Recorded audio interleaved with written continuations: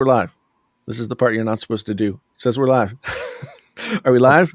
I don't know. I'm looking on their channel. I don't see it there yet. I'm waiting on you guys to tell me. I'm just looking, staring at you. We should be coming. There we are. There. Oh, there we are. Oh, there we are.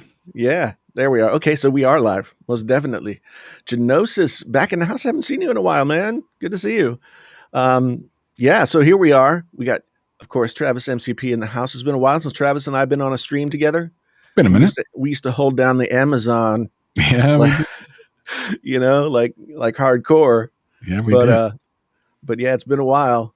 I don't miss those Amazon streams. I mean, listen, they paid for all of last year and part of this year for me. They did. I mean, Amazon was like pandemic fuel for the Lewis household. I tell you that much right now.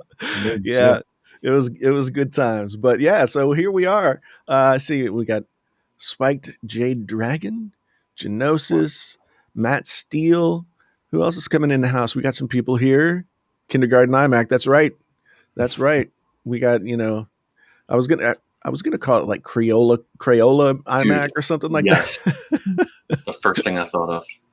Oh man, when I first saw the colors, that I think it John Prosser who came up with the mock-ups with one of the like content creator or somebody like that, and they just looked like Necco wafers. And I was like, oh my god, Necco wafer looking IMAX, great. I didn't think it would be a real thing though. I don't know. I'm not as like offended by it as some people are. Like I'm watching people talking about the chin and stuff. And I'm like, well, that's where all the hardware is. So, and then people are saying, well, you could have made it thicker and then put it so that there wasn't as much of a chin. Well, I look at it like this, sure, but they're not kind of known for going thicker on their products. They tend to go thinner on everything. They're always talking about how thin things are. Yeah. And then secondarily, like it's the chin part. You're not looking down there anyway. You're like looking up. Well, and that's the thing. You've got to have a little bit of height to the screen in the first place. So the chin has never bothered me. People have complained about it for a long time. The bezels, of course, they're thick, but if you were looking at a black screen, it doesn't matter. Let's introduce David here. David from Alt Dad Tech is in the stream with us tonight. He's going to be spouting off on his thoughts about the Appl stuff. But the colors by themselves don't bother me. I don't want to begrudge anyone their colors, right? But at the same time,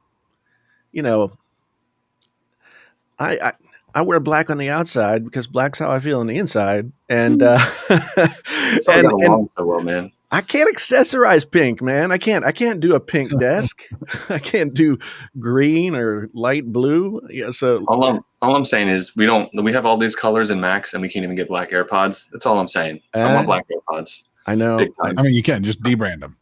Yeah. That's the thing. On a side note, I tried to do that once, and it all was on my fingertips by the time I was done, and I just gave up. It was bad. There was a lot of calculations needed. Like you have to fold it. Like the stars have to align for that to happen. Nothing in brand. That's all on me. I'll take credit for that or lack thereof, but not very good for me. Well, you can do the colorway thing with that company but that's like, okay, let's add another $100-something to the cost of the AirPods to do that. It's very cool. I'm not saying it's not, but geez. Yeah, it's super expensive. I'm trying to get my mic so that it lines up with your glasses, so it looks like it's just going straight into my mouth. That's awesome. I just realized that. That's pretty dope. I'm like, why is it going to the side? I'm like, oh, that's his glasses. That's cool.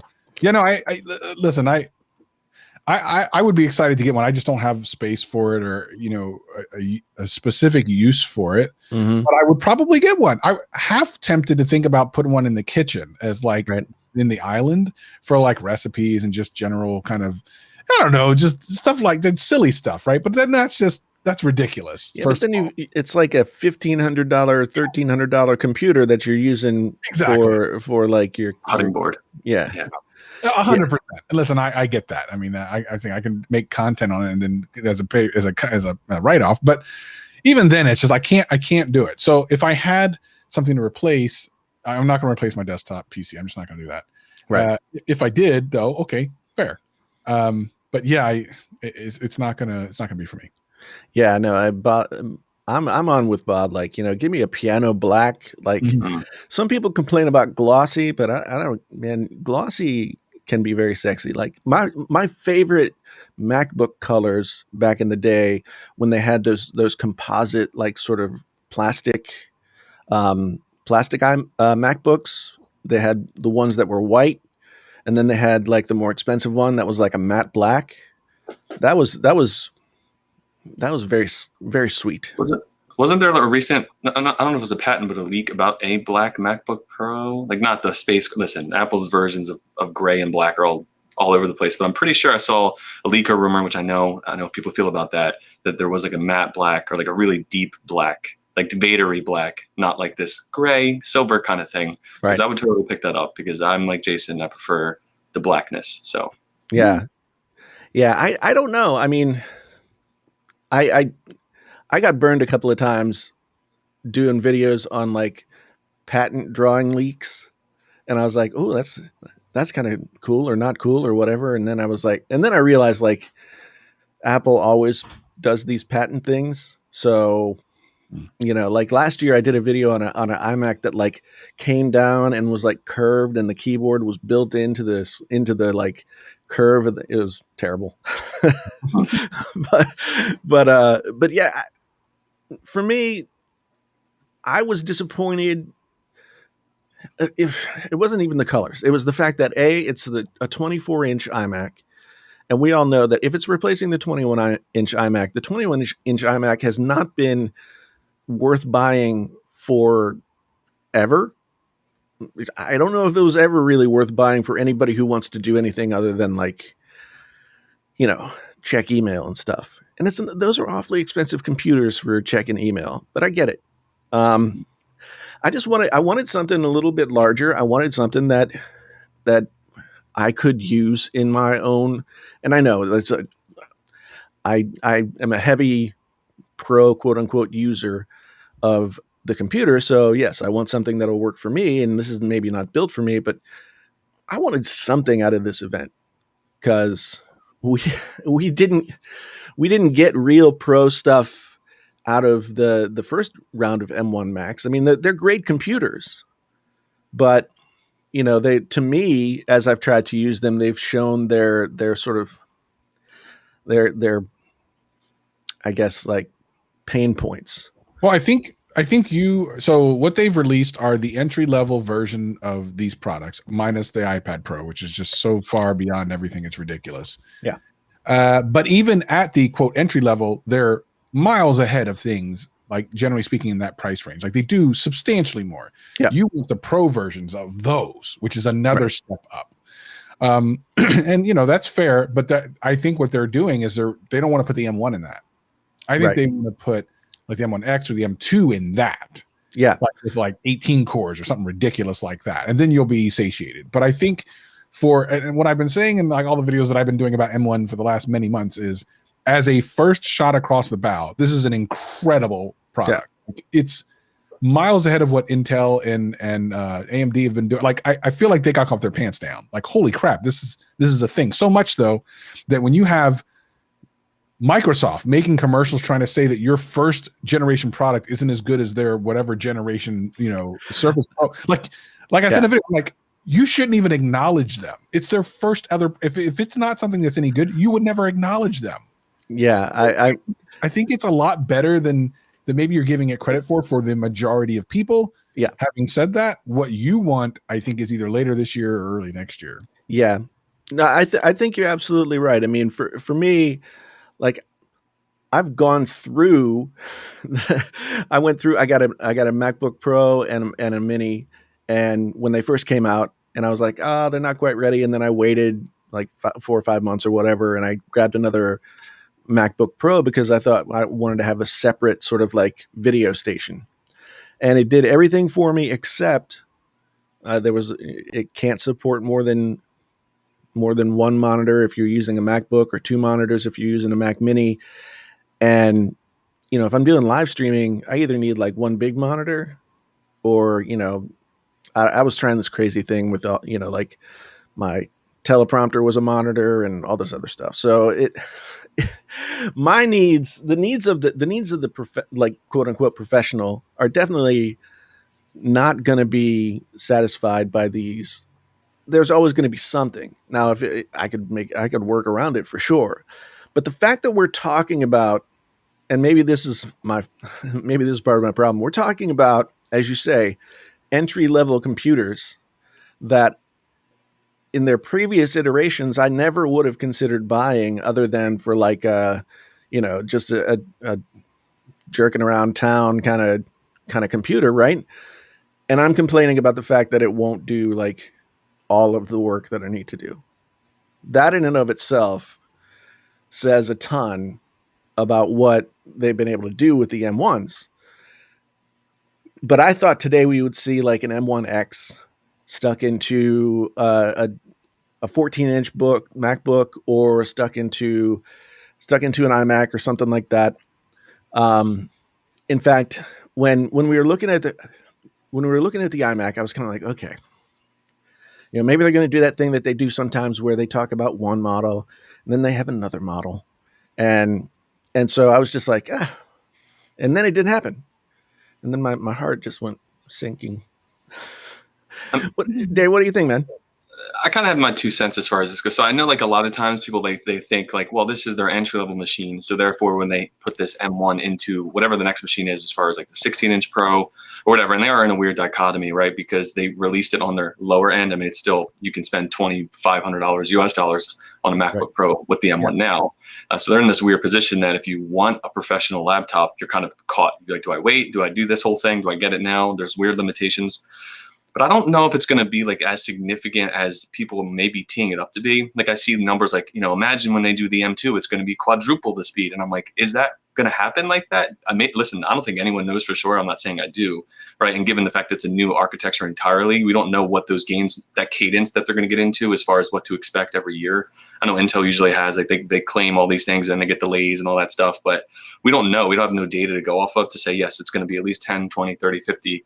But I'm also like, I'm attenuating my expectations because I truly don't think it's going to be like the like when we go from like an A13 to an A13X or 14 to 14X, sure, there's a big jump, but it's not like most of the times, and I could be wrong, it's not like triple or even maybe sometimes time and a half. You get that leap, right? They open another core, they optimize whatever, like kind of the A12Z a little bit where it was just part binning and they just enabled that GPU core. And so I'm curious to see what their version of the next step up is, versus what Intel's because that's what we're used to. When a chip manufacturer, AMD, whoever, when they say, hey, we're doing this, we're used to like some level of like, okay, we know where this is going to fall given this track record. But with this new style everything, I'm kind of curious to see, are they just going to enable an extra core? Are they going to add, I don't know. I truly don't know. But I'm kind of with you, Jason, a little bit. I'm like, I'm excited to see that. And I think that excitement kind of trumps the excitement that I have for the colorful Macs. I think it's cool. And I think Travis even brought it up. It's like, if you do a comparison, I think Snazzy Labs tweeted it out. Like and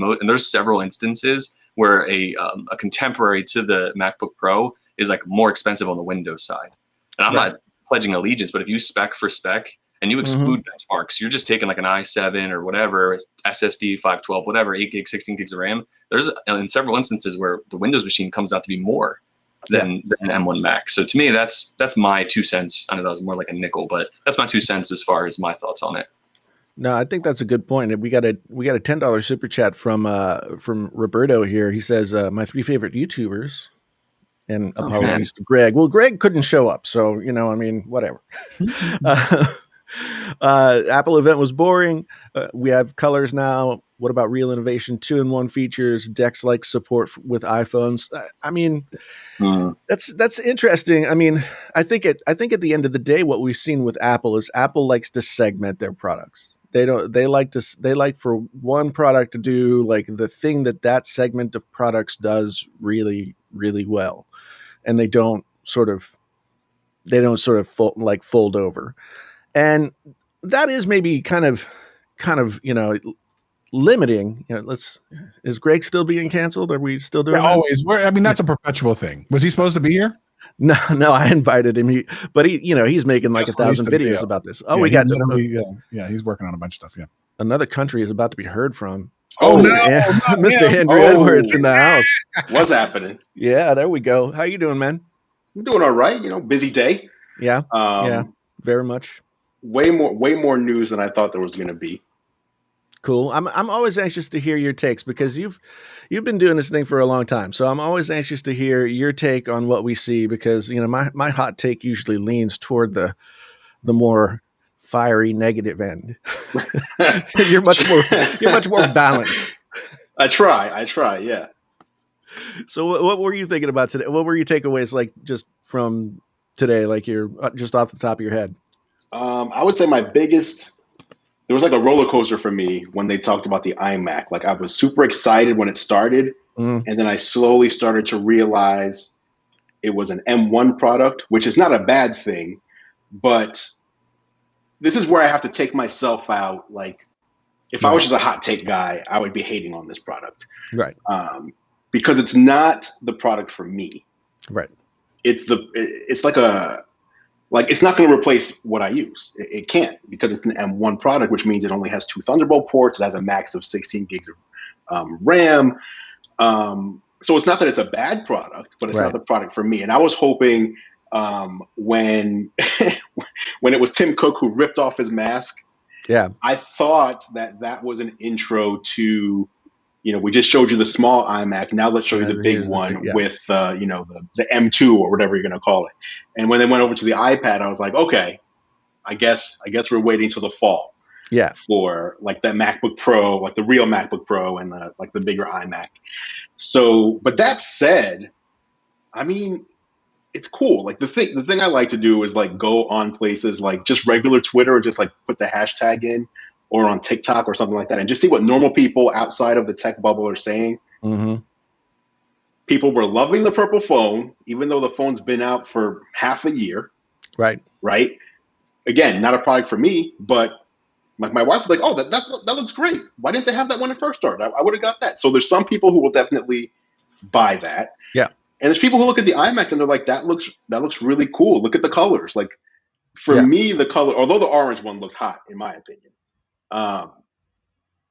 I think most of the people that I saw who I would say I'm friends with were like, this looks terrible. What's up with these colors? Where's the black one? Why is the bezel white? Why is there a chin? Yeah. But just the average person out there seemed to think, oh, these look cool. And I think that's, that's part of the marketing. If it looks cool, if it's something like you want to put on your desk and have people see in your house, like you're kind of winning half the battle with your marketing there.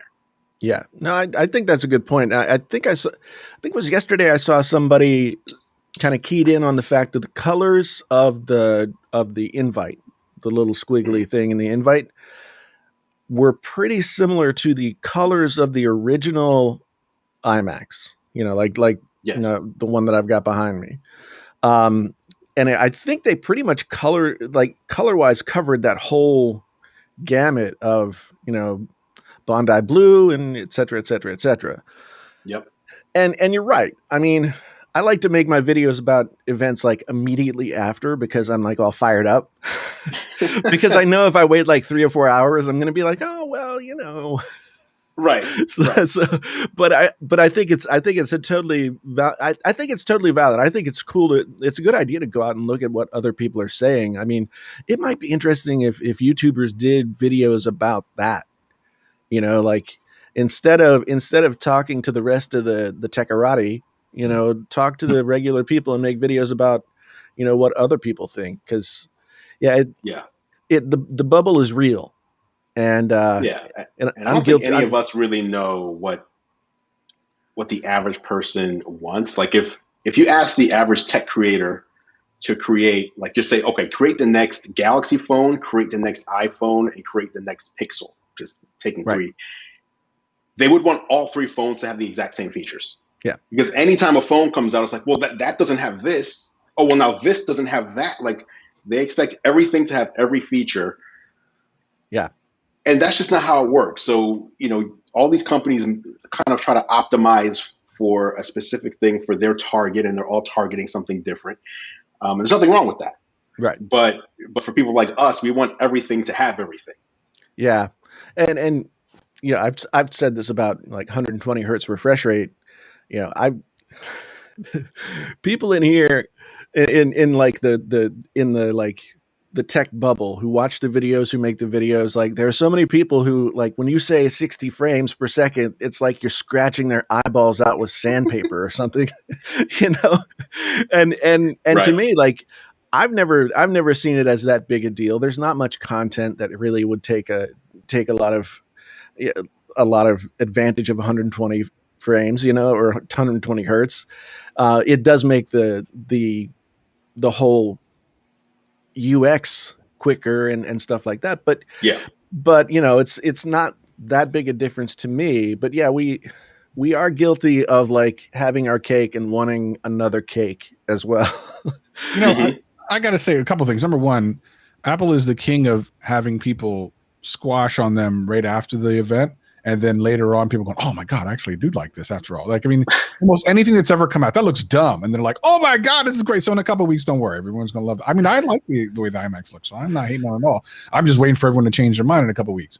Yeah. Secondarily, I think they have, because again, I'm new to the whole Apple kind of, not the Apple ecosystem, but the Mac ecosystem portion, right?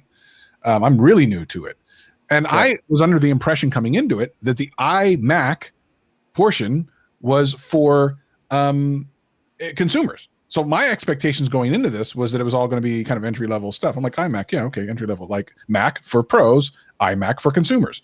So I don't expect top end stuff. But then I come to find out, because we were talking about this on Gadgetcast the other day, I guess there are some like high end iMac stuff. So first of all, Apple needs to figure that out. I think the iMac version of things should be the consumer level things, and the Mac version of things need to be the high level things. Just make it easy for everyone, first of all. That's just me. But beyond that, like what this thing, and again, I don't know that I'm going to get one because I don't have a space for it. So I'm not cheerleading at it, but I was impressed overall with darn near everything. I mean, the AirTags I don't need, but like almost everything. The iPad we'll talk about in a minute. Like I'm super hyped about that. I'm just not overly like, I'm confused about the people that are kicking back on this. I'm like, what did you really expect? I go into this not as a Mac expert, and I was kind of impressed with everything. Maybe that's because I'm so new to it, but my expectations, I think, were very realistic. I don't know why people were coming in here thinking that they were going to be able to replace their $6,000 Macs on today's announcements. Like I was never under that impression. So I don't understand. I don't get it. Andrew, I know you got $12,000 worth of equipment just in that room alone. Forget about just that we can't see. Like that's just the stuff in front of him. The stuff that's just behind stuff him. in the shop. But I mean, you had to have known that like nothing that was going to come. Not that you won't get some of the stuff, or probably already have some of it. But like, what were your real expectations from it? Just out of curiosity, like, what did you really? Yeah. So to be clear, I do expect. So what Apple does with the iMac is similar to what they're doing with the iPad Pro in a way. The entry level iMac is the smaller one, and then the larger one. Also, they do it with the MacBook Pro. The smaller one, the larger one. The larger iMac, which they did not refresh, I believe would replace my Mac Pro for a fraction of the price. I believe would be faster and more efficient, all that, with like an M2 kind of chip.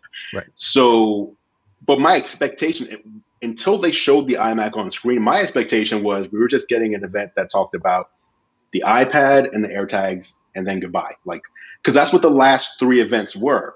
They started with an accessory and then a main product. So that's just what I figured they were going to continue to do, because they did three in a row. What was it? October, November, December. Yeah, wait. August, September, October. All 3 months in a row. It was here's a small accessory, and then here's the main product of the show. 30 to 45 minutes, and then goodbye. So that's what I thought we were getting today. But when they started the event, like with Apple Card and then podcasts and then AirTags, and like they were kind of speeding through. Yeah. I was like, okay, we're 10 minutes in and we've already hit 4 different things. So there's more to this event than what I thought it was going to be. But I'm with you, Travis. Like when I say I'm disappointed, it's not like, man, Apple sucks. It's more like, oh, I wish they did this, but they did. I still know it's coming. I know what I'm hoping to get is coming. But it's kind of like Christmas. I just want to have everything now. I don't want to wait. But I think people have been waiting for an iMac redesign for what has it been? 10 years or something like that, or 8 years. It's been a long time. If you count, they delivered it.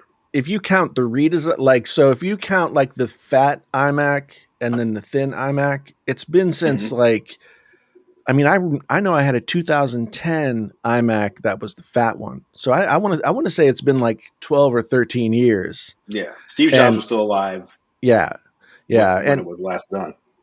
And so for me, like, I was just, I mean, you're absolutely right. If you look at these products in a silo by themselves, what they can do and what they'll do for the people who they're made for. Yeah. But at the same time, like, you know, like, if you look at the MacBook Pro that came out, the 13-inch MacBook Pro, a lot of people were like selling their 16-inch MacBook Pros. Yeah. You know, and the same thing, the 2020 iMac, like the i7, i9 version of the 2020 iMac, that thing was out benchmarking the iMac Pro from 2017. Yeah. So I'm just chomping at the bit of like what is the 27-inch or 28-inch or whatever it's going to be, Right. 32-inch, whatever it's going to be. What is that going to do compared to what last year's iMac did on an Intel chip? You know? Yeah. And so I get excited about that. And it's going to be interesting because I think, so if we all recall, the cool thing about the M1 announcement was they announced the M1. They said all these crazy claims. People said that's impossible that it can do that. And then they shipped it like a week later. So it wasn't like, well, we're shipping this in 4 or 5 months like a lot of companies do at CES. I feel like that same type of massive jump is going to happen again with the real Pro models, the 16-inch MacBook Pro, the larger iMac. The M2 or whatever it ends up being called is going to be another generational leap. Like they're going to do it. They're going to do it to us again later this year. Yeah. I'm sure of it. I mean, I remember Justine saying that for 90-something% of everything that she needed to do, the Mac Mini was better than her $80,000, whatever it is, Mac Pro. And I mean, she said it with a smile on her face too. I'd be a little upset, but we got another person has entered. And of course we have to give it up for the one, the only, the captain of Team Apple, the man about tech, our good friend and yours, Mr. Viper. How you doing this evening? What's up, people? We got a whole party in now. That's what I'm talking about. That's right. I figured we get the crew together and just see what we felt about this Apple event. You know, we've been talking mostly about the iMac. We haven't gotten to the iPad yet, but yeah, what was your hot take on the event today? You know what? When I think about it as a whole, I am most surprised at the pricing. For the amount of technology that Apple is throwing out there, and they're throwing out some serious tech on all these products, the pricing was surprisingly low. I like even the AirTag, $29 for one, $100 for four. Like, holy Lord, I thought one would be like at least $50 with Apple, but no. So from the AirTag to even the iMac to the iPad Pro, the pricing is surprisingly low in my opinion. Maybe that's just me, but I just felt like I thought Apple would go bigger with the pricing, but no, they were pretty competitive with it. I'm surprised. Yeah, that's a good point. Like even the pricing of the iMacs, basically kind of the same as what the 21-inch iMacs were, within the ballpark, but you're definitely getting a lot more machine for that price. I wonder where people still make the argument, and I feel like the argument is dwindling now, that Apple is the luxury price brand. You pay more for less. Right. I feel like there's less and less products in Apple's lineup where that still makes sense to say. Mm-hmm. Yeah, it definitely is. It definitely is a switch. And I mean, we saw it with the mobile products before too, when, you know, they come out with $300 iPads and $400, $500 iPhones, and, you know, covering both Android and iOS. I always get that pushback of like, oh, well, Apple may, you know, I got to pay so much more. It's like, well, I could get, you know, a top end iPhone and not pay what I paid for my Samsung Galaxy S21 Ultra. You know, it wouldn't have as much. Actually, it would have as much storage these days. So, you know, I mean, it's definitely switched around. Apple is going the opposite direction Yeah, I think we kind of brought it up before Drew hopped on. That's a good point. That like, I think Snazzy Labs or someone tweeted it out, and it's like if you take like the same specs, because you hear that all the time, right? I can build a PC cheaper. I'm like, okay, that's not an apples to apples comparison, no pun intended. But if you truly take spec for spec, a MacBook Pro and an M1 MacBook Air, whatever, and then you go try to find a Windows laptop like an XPS 13, 15, whatever. In certain instances, especially with Microsoft's own laptops, they're actually more expensive.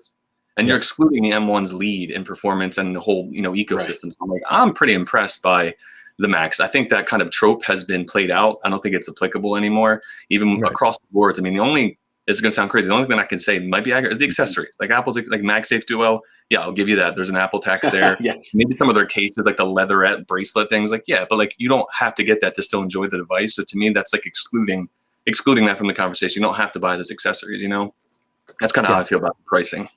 Yeah, that's a good point. Andrew. I'll go ahead, Jason. No, go ahead. I need Andrew to tell him people over there at Hermes to calm the hell down. What are we talking about? $400 per tag keychain? What are we doing, Andrew? What is that? Dude, have you ever been to a Hermes store? No. It's ridiculous. So bro. I've been into it one time, and the reason I went was I believe it was the Series 4. There's something about like Washington State where the Apple stores that year, Series 4 and whatever the phones were and everything that year, people were coming to Seattle from like Canada and like trying to smuggle them up to Canada to then resell them in like Korea or something crazy. So the only way you could get the Apple Watch that year, if you lived in this state, was to pre-order.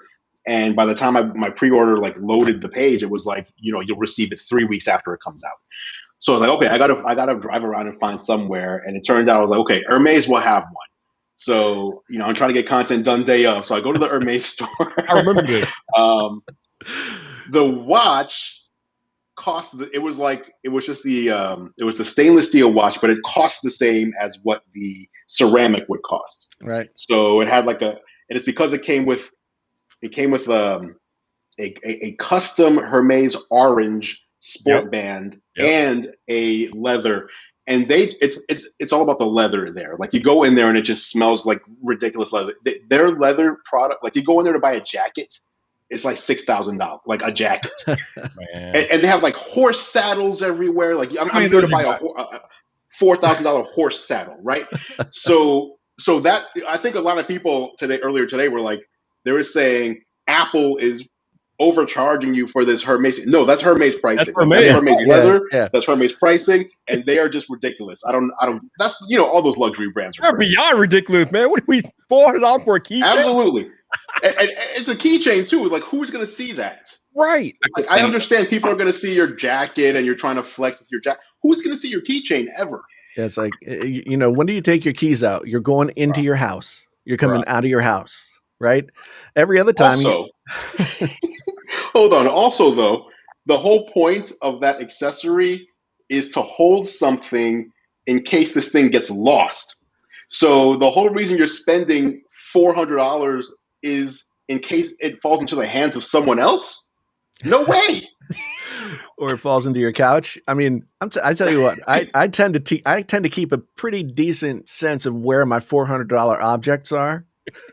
so I don't know that I wouldn't need the AirTag. Why he act like you're not gonna have one? You're gonna buy one, Andrew. Stop playing. No way. Three of them. Okay. No way. Y'all remember the conversation. AirTag. We need somebody to get the $400 Hermes AirTag keychain. I think Drew volunteered. Oh, he will. He has the most experience with horse saddles and Hermes, so I vote for him.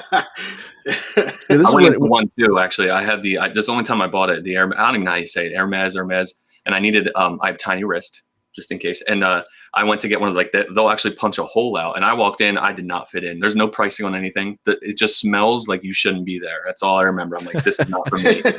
People are trying on fancy gear and like leather. I'm like, this is not it. This isn't it. I don't fit in, and I'm never going again.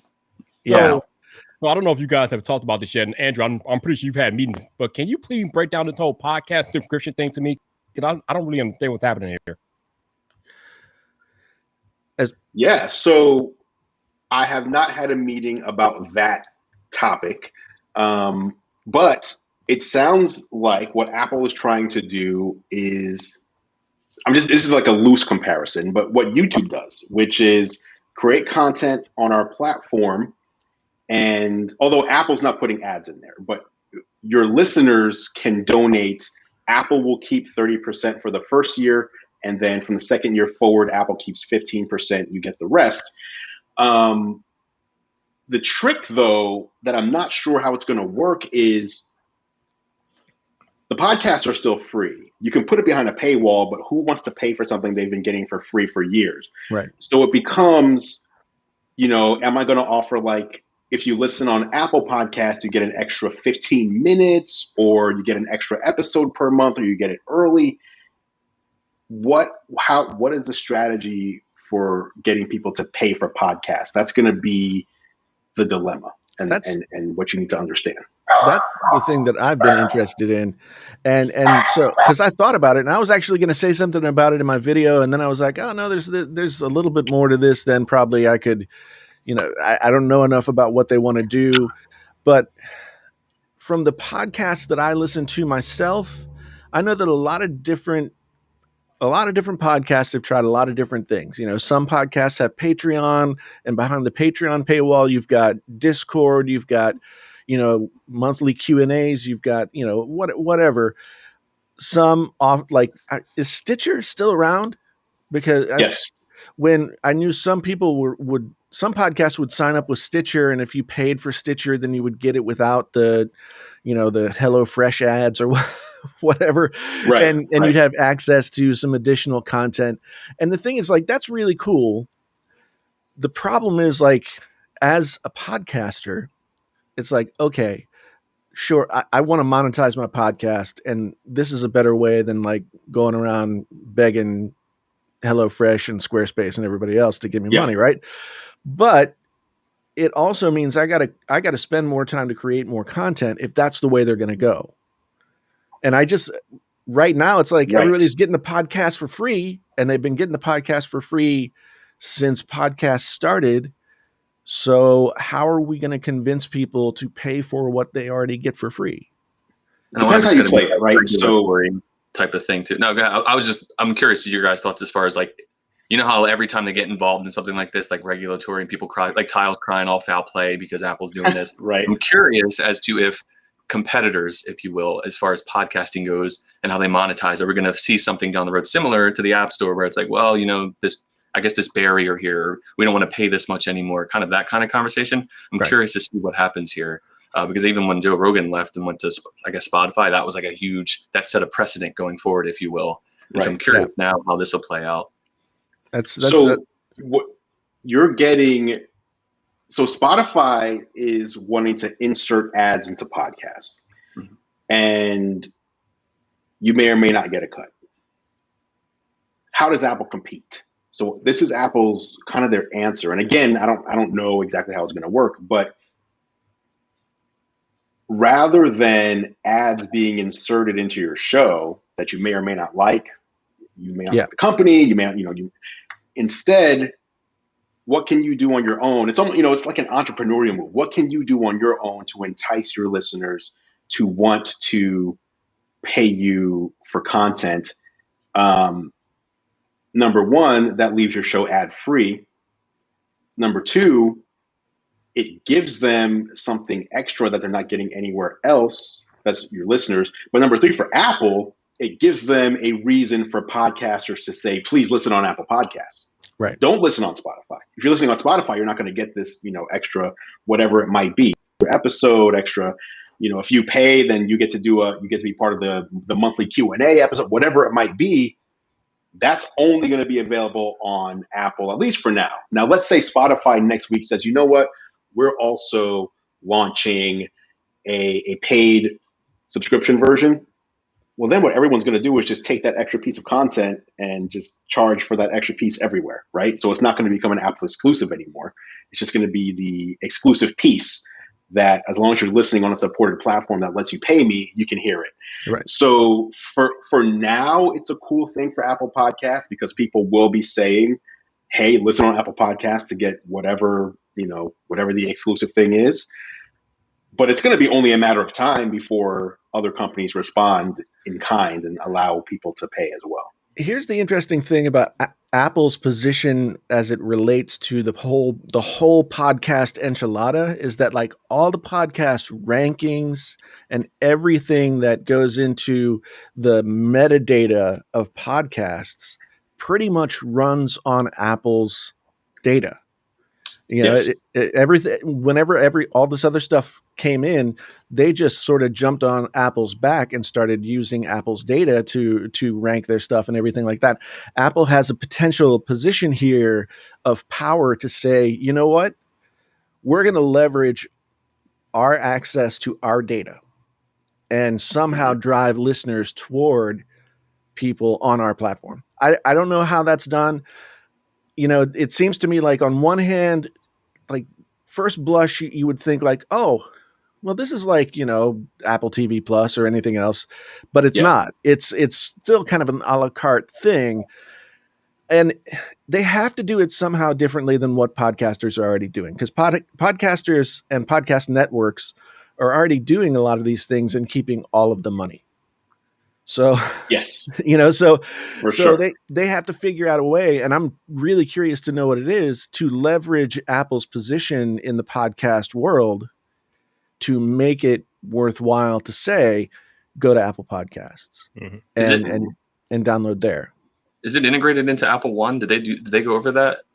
They didn't. They did not. I believe it's going to be. It's not a subscription service overall. It's going to be. I want to pay for this person's podcast, or you know, so it's a pick and choose kind of thing.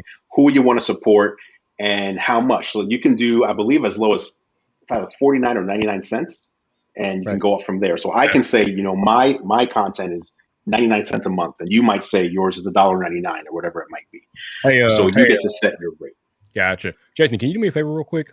Sure. Can we enlarge Andrew Edward real quick? Check something real quick. There's nothing back there that's hidden. Nope, not even looking at that. No, that's not all of us. Let me figure out. We're Brady bunching it right now. There. How's that? Can you make him like the whole screen? You can't make him the whole screen? Can I make him the whole screen? What's happening? There we go. I'm scared. What is going on? He did not sign up for this. He's so vulnerable right now. He grabbed and said, no. Oh, we're good. What's happening? You're making me use Restream. Thanks to Restream for sponsoring this live stream, by the way. Making me use Restream features that I haven't used for a while. So, yeah. So what are we looking at? What are we trying to see here? I don't know if we can really talk about it. He's not going to talk about it, obviously, but I just wanted to see if my suspicion is correct. I think it might be, but I'm going to just say it. The alien back there. It looks like you might be using that 1080p webcam on the new iMac, man. I'm just looking at this, bro. It is a little crispy. No. It is a little crispy. I'll give you that. You gotta say no. You gotta say no. No. This is. I'll tell you what this is. I was gonna take it off and I was gonna take off the webcam and turn it as if you could see. It's a Logitech 4K. It's a Logitech 4K. Oh, yeah. Yeah. Oh, that's what this is too, man. Nice. I'll look at that. Like mine because I'm in the basement right now, but. Yeah, I thought you were peeping that Amplify Alien router back there. I see that. I see that too. That's cool. No, there's been 2 live streams on Viper Show where I've been on and I forgot that I had like embargoed Apple products like right there, like a HomePod Mini one time, and I forget what the other thing was. I wouldn't even have to casually. No, it's funny because one time I was live streaming with Renee, and I didn't even know he told me that he was live streaming on the new iMac. I'm like, wait a minute, does Andrew live stream on the new iMac right now? Oh, the MacBook Pro. Yeah. The M1. All right, now we'll go back to all things being equal here. There we go.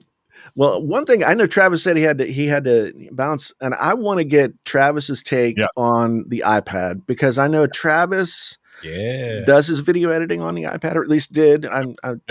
And so, I mean, now we got an iPad that's a computer and everything except for the fact that it's an iPad.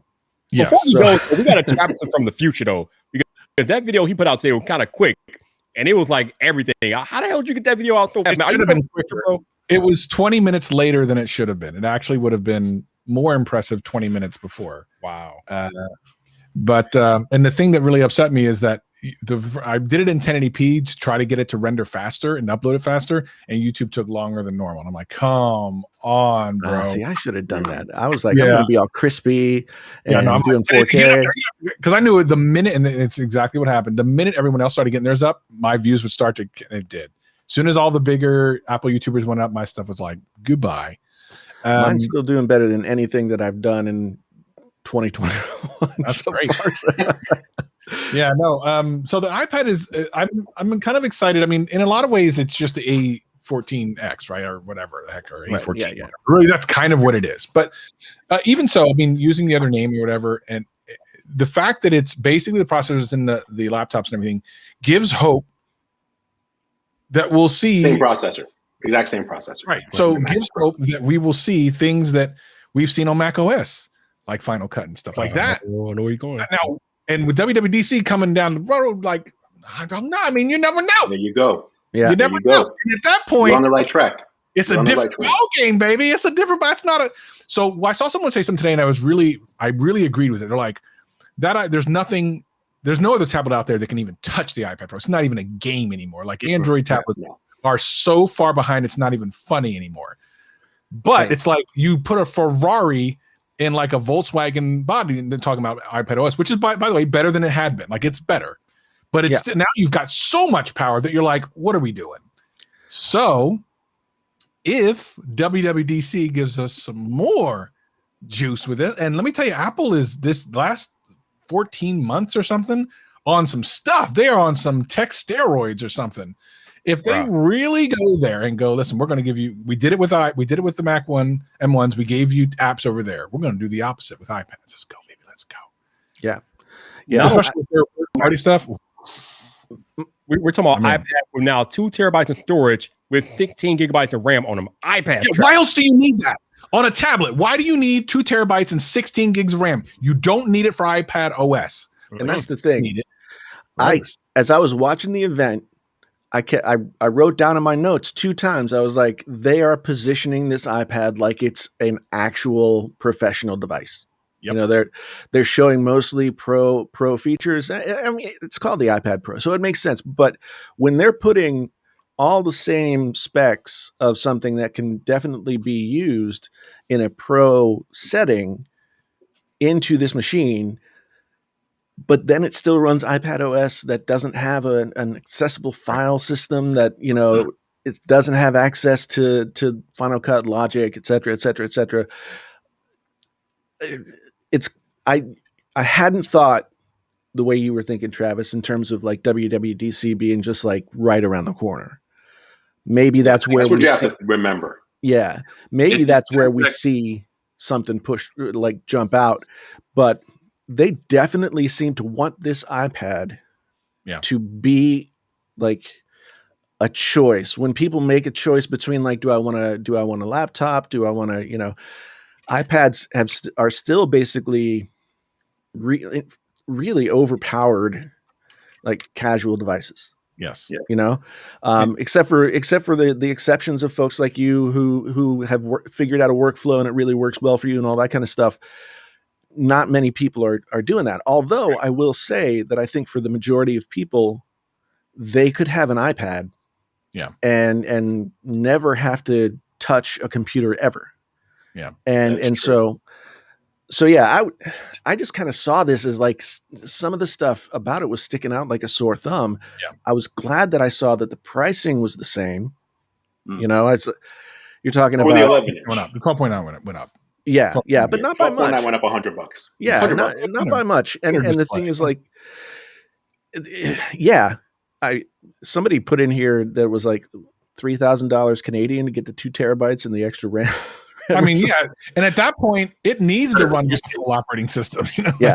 Yeah, Well, this gets into that kind of dichotomy that I think MK brought up. Don't buy a product now based upon the hope of getting more value from the software later on, and that's where I want one, but I'm also like, I almost want to wait for WWDC, because let's be honest, we've heard this every year, right? It's still an iPad. Even his review like 2 years ago, it's still an iPad. So, and they've obviously made certain steps in the right direction. I'm still a little confused about iPadOS between widget placement and home screen layouts compared to iOS. I understand certain aspects of it, but to me, it's one of those things where you want to spend, I mean, granted, you don't have to spend $2,000, but if you want the full experience that they're positioning this as with the keyboard and the pencil and all that stuff, I'm like, the software really doesn't do it for me. Now, some people can make it happen. I don't know if that is necessarily always an accolade to it. Like, I can do this and I was able to do this.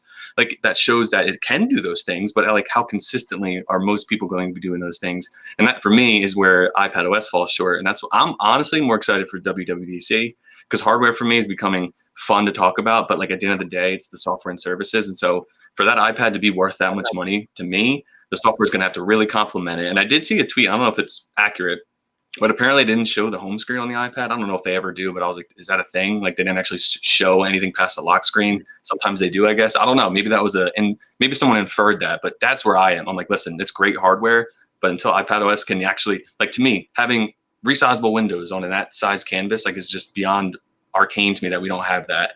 And maybe they'll do something like that, but I'm like, I get split screen's cool, but like, you don't need an M1 and 16 gigs of RAM and 2 terabytes to do split screen or have side by side, all that stuff. So I want to see them take it as like the next step for that. And that might be this year. But that's where I'm like, do I spend that money and hope that it happens and then wait a year? That's where I'm kind of stuck as far as like, do I buy this day one or not? So Travis. Yeah, that's I think Travis knows, like I observed Travis's workflow. I don't know if you've changed it though, but when you were editing on the iPad, like, I don't know how to do that. Like, I've never opened it. I've never opened it, right? But you were able to take the hardware, and that's not even the new hardware. This was hardware from years ago, and edit videos. And I know for a fact, because I've seen other people do it too right in front of me, they're editing on these iPads from 2 years ago faster than I can edit on my way more expensive Mac, right? So you're talking interface, a preference for an interface, which is totally valid. But interface aside, iOS is all about, as once you tap on an app, the interface is, forget about it. You're in the app, and the app takes over. And if the app can do it, then the iPad can do it. And so I don't know that we're gonna get like a resizable desktop with like a bunch of windows on there, but the power that the iPad is about to get is going to allow apps to do way more than they've ever done before. And I think that is the real magic of what they did today. Travis. Yeah, 100%. Yeah. So you've used an M1 MacBook. You went away from that and you went back to your iPad. So now that we have these iPads with the M1 chip, Travis, great? Or are you going to stick with your current iPad? I don't know. So, I mean, I'm definitely going to get the new iPad. I might sell my 12.9 to get to 12.9 and then figure it out. I mean, they both, it really depends on what happens in WWDC, because if they do extend Final Cut and stuff, I love the Air. It's great. It's a cool laptop, and I'm going to do a video about putting Windows on it. I think it'll be like an ultra laptop at that point. But I'm not sure. Like, for me, I just need one or the other. I would prefer to be on the iPad Pro, and it just does. I don't feel like Apple is flexing by giving a tablet 16 gigs. That's something that Samsung would do. And like, here, have a tablet with 16 gigs RAM. Why? I don't know, because it says 16 gigs RAM. Now you feel happy by yourself. Apple doesn't do that. Like, there's no reason for a 16 gig of RAM tablet with 2 terabytes unless they're going to do something. So I get 100%. You should buy it for what it is today. But Apple would be on some drugs if they literally did it as a flex. Yeah. Like, I don't buy that at all. I don't buy that that's a flex at all. It's an M1, not a limitation, but isn't that an M1 thing? Like, the way they've designed that architecture, it's 8 or 16. They don't need that. A tablet needs 16 gigs of RAM. Right. No, it doesn't have to be 16. And it should also be said, this is the first time Apple ever in the history of the iPad talked about how much RAM is in the iPad. They've never done that. And it's one of the first times that it has more RAM than like other devices in their list, because the iPad's RAM has always been kind of like, we've had to figure out what it was like. Oh, it's like 4 gigs or something like that. 4 or 5, 6, something like that. It's always been terrible, but you've never known because it's been irrelevant. So why did they put it on that slide? Why did they put it there? Because it's going to be used. That's the only answer. That's the only answer. It makes no other sense. iPad, maybe. Yeah, I mean, you make a good point. The point that I made in my video is like, I've got a 2018 12.9 inch iPad Pro. I don't think I've ever taxed that thing, with anything that I've tried to do on it. That's the thing about iPads and Macs, or iPads, Macs, iPhones. You know, like I remember Jaime Rivera saying one time that like if you want to use an iPad Air, and this was before M1, if you want to use an iPad Air to edit 4K video, you can do it. It'll just take a lot longer. You know, it's like these things have always been able to perform, you know, just at varying degrees of speed. But now we're talking about something that we're pushing the iPad past what box Apple had sort of set for it. You know, because Apple likes to keep those boxes pretty tidy. You know, the iPad sits in here between the iPhone and a laptop or a desktop. Now, I mean, they've talked about iPads as laptop replacements, but it hasn't been like quite ready yet. But as Travis points out, I mean, when you've got the same amount of RAM, the same amount of storage that you can get, actually, can you buy a 2 terabyte like MacBook Air? You can. That's the max. I wasn't sure. Well, the M1 is what determines that. Yeah, I wasn't sure like if they actually sold them up to that point, but I think, you know, David's point is well taken. You know, and Marquez had that whole thing where he's like, don't buy it for what it could do. I think when it comes to Apple, because their products last so long compared to Android or Windows products, you know, the natural lifespan of an iPad or an iMac or something like that, so that you could expect to get out of it before, you know, even having to consider getting rid of it. If you're somebody who doesn't upgrade on a cycle, you could keep that iPad for 5-6 years. Yeah. For me, it's kind of one of those things, right? So the M1 MacBook, you know, people were like, well, it does, you know, external display, only 2 USB-C ports and some of that. And so for the iPad Pro, I feel very similar, because it's like, I think you still have that weird external, it's only 4:3 aspect ratio. So that's an odd limitation, especially marketing towards pros. I don't know anyone, if anything, it's the opposite way. It's like 21:9 or one of those longer, wider aspect ratios. One USB-C port, which I guess makes sense for an iPad. So it's like an amalgamation of those things. It's not just the software. I get, yeah, you're right, dude. Some of the apps that you can run on the iPad, I'm like, it's running faster than anything that I can put on anything else. But it's like those kind of weird quirks to kind of make it fit certain workflows is where I kind of have a disconnect. Listen, I love it. I have one. I'm going to get the new one. I like the display. And I'm very much upfront. It's like a pro consumer device for me, right? I like consuming content, doing very light work on it. But I'm like, for like that much money, I'm like, I wish it could do more for me. And that's anecdotal to me, right? Like other people have expected all of that hardware and all of the value, and they do rock on. And so for me personally, I'm excited for WWDC, and maybe they'll fix that weird 4:3, because I think it's cool that you can hook this up to an external monitor. That'll bridge that gap even better as far as is it a replacement, and it'll remove kind of those kind of tropes that people use. Oh, you can't do this, you can't do this. And it's like, yeah, but look what you can do. And so maybe if they can get rid of some of those quirks, it'll solidify itself even further. And that's how, you know, I kind of feel. I'm excited for WWDC, because I think maybe they are going to address it, especially if they're bragging about the specs like he's talking about, Drew's talking about. I'm like, they have something planned, and they do. And I understand change, you know, with software, you can't just radically change things every year. And so I see them transitioning, albeit rather slowly, into like really peddling this as a computer replacement. And that rhetoric was kind of lame at first, right? What's a computer? And it's like, really? Like, we're not there yet. But I think we're seeing this transition happen. It's just happening slower than I think most of us would like. And so I'm excited for the software side to catch up to this hardware, for me at least. The answer now is the computer. The computer is an iPad. That's the answer right now. Well, now, it should also be said, though, the iPad Pro now has a Thunderbolt port. Mm-hmm. They said Thunderbolt. Why do you need exactly? Why do you need Thunderbolt for that? Not for charging. That's what I'm saying. So Thunderbolt, like the main benefit is transfer of data at super high speeds. So they gave the one ridiculous example of now you can connect it to the Pro Display XDR, right? Your $6,000 display. But your fast data is for when you're editing 8K footage, 4K footage, right off of an external. Like, it seems like they're really setting it up and almost like, hey guys, we're not saying it yet, but we're telling you without telling you what this iPad's going to be. Yeah, I wonder what the Ethernet transfer speeds are on that Thunderbolt, because it was interesting to me that they said Thunderbolt, but they didn't say Thunderbolt 3. Well, I said USB 4, which is Thunderbolt 3. Thunderbolt 3. Yeah. Which has Thunderbolt 3. Usually that's the vernacular that they use. They'll say Thunderbolt 3, whatever. And so I was curious about that. But I mean, does that mean that I can take, so like right now I'm talking into a Thunderbolt 3 audio interface.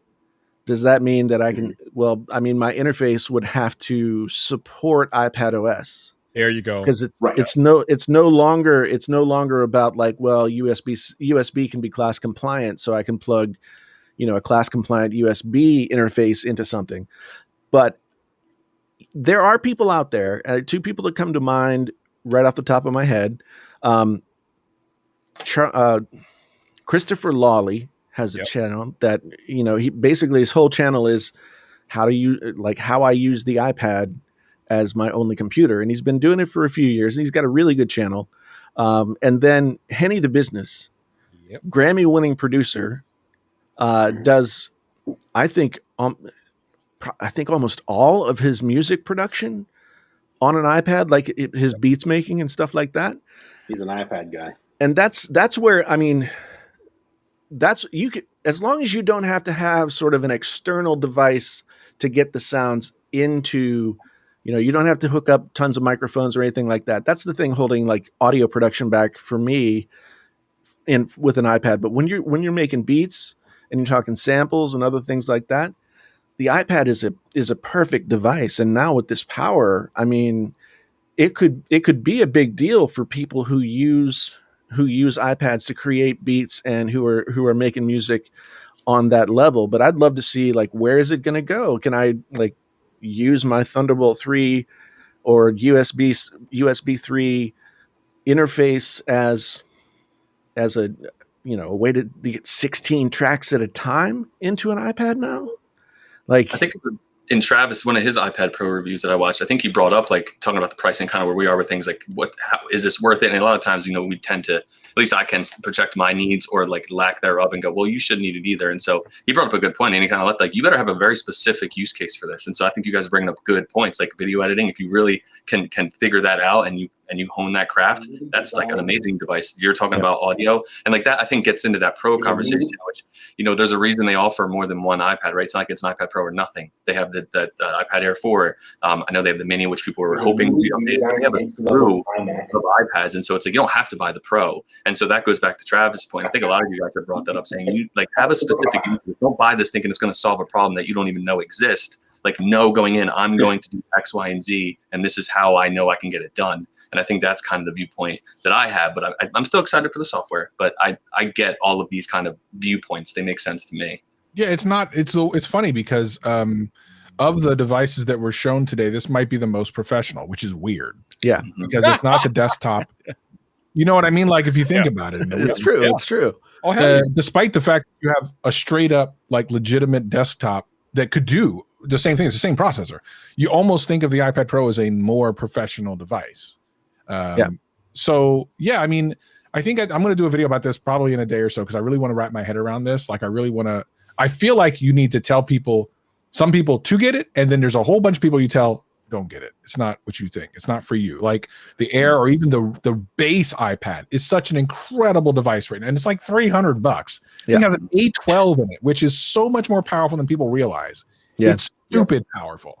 That I was actually, when the rumors came up that they were potentially going to come out with a refresh of the iPad, I was like, that would make no sense. Like, I was literally like, was thinking to myself, if I shoot a video about this, I'm going to say, this doesn't make any sense. You don't need to upgrade the iPad, the regular iPad. Right. So I think there's legitimately a specific group of people that the iPad Pro is for. And for the first time, I'm legitimately thinking that Apple used the Pro name right. So that's a good point. But we haven't really talked about the upgrade to the True Depth camera system on the iPad. What? Yeah. Now they got True Depth on the front with a 12 megapixel ultra wide lens, and I'm wondering, like, they talked a lot about content creation. Like, how possible would it be to stick an iPad in front of you and use that True Depth camera? And, they keep saying that these are studio quality microphones. Like, you shoot your YouTube video just with that. You take it down, you edit the video, you put it up on YouTube, and you're done. That could be a huge deal. Or you switch it around and you use that new stage. Yeah, the center stage thing, feature where it uses the ultra wide but actually crops in and just follows you around. Like that looks good. If it works the way they showed, that's cool. It should work because the Xbox had it a long ass time ago with the Kinect. That's right. Yeah, that's true. I used to do this with my YouTube video, Jason. I used to record and do everything on an iPad Pro, and that was 3 years ago, Jason. So yeah. I know you could do this right now. That's true. Yeah, I mean, they moved the camera. Like I don't know if someone I saw tweeted it. Like I don't know about you guys, but I do cover it up quite a bit when I go to pick it up when it's not in that Magic Keyboard thing. And I was like hoping, part of me knew it wasn't going to happen, that they were going to put it. I don't know what side it would be on. But yeah, I guess on the side, because I'm like, oh, that would be perfect. Because what are the chances your hand's going to cover that? I don't really hold it in portrait mode for the most part. And my use case is definitely landscape. I'm like, man, if they could add that there. But who knows? Maybe next year or the year after. Well, here's something that, I was taking notes and everything. I know I didn't catch everything, but it is compatible with the Magic keyboards that exist now, correct? I hope so, because I ain't buying this. Yes, no, it is. Okay. Yeah, because I'm like, yeah, it's the same keyboard. It's just they have a new color now. Okay. And another thing that I was curious about, what color was that iPad they were showing? Because at times it looked white. Right, I know. When it was in the white case, it looked white. It's right now. Silver. If you look on the Apple, it's silver. Yeah, if you look on the Apple website, it almost looks kind of whitish with the lighting and stuff. It's weird. Yeah, it's that weird. Yeah, it's silver. It's that Apple trickery promo videos. Yeah. It's. Did you guys before I showed up? Did you guys sing the praises of the death of the old Siri remote? Oh my God! We haven't talked about that yet. I gotta drop anyway, but I don't care nothing about the remote. I think the Apple TV refresh is silly. And the people who would care about the color matching, you're better off doing it with your television. I know Andrew knows that as well, but I'm just going to say that and drop the mic and leave because I like Apple TV. Apple TV 4K is my favorite streamer. I'm not upgrading. Tell them to kiss my booty. It's not happening. Come on. I'll pass that along, Travis. Tim Apple will tell him. Tell Tim Apple, kiss my booty on that, and send me my Mac M1 and new iPad Pro. Okay, will do. Thanks for coming, man. All right, thank you for having me. Peace. Yeah, later on. Yeah, I'm with you though, Andrew. Like every day, because the Apple TV is the best streaming box that you can use. The UX is better.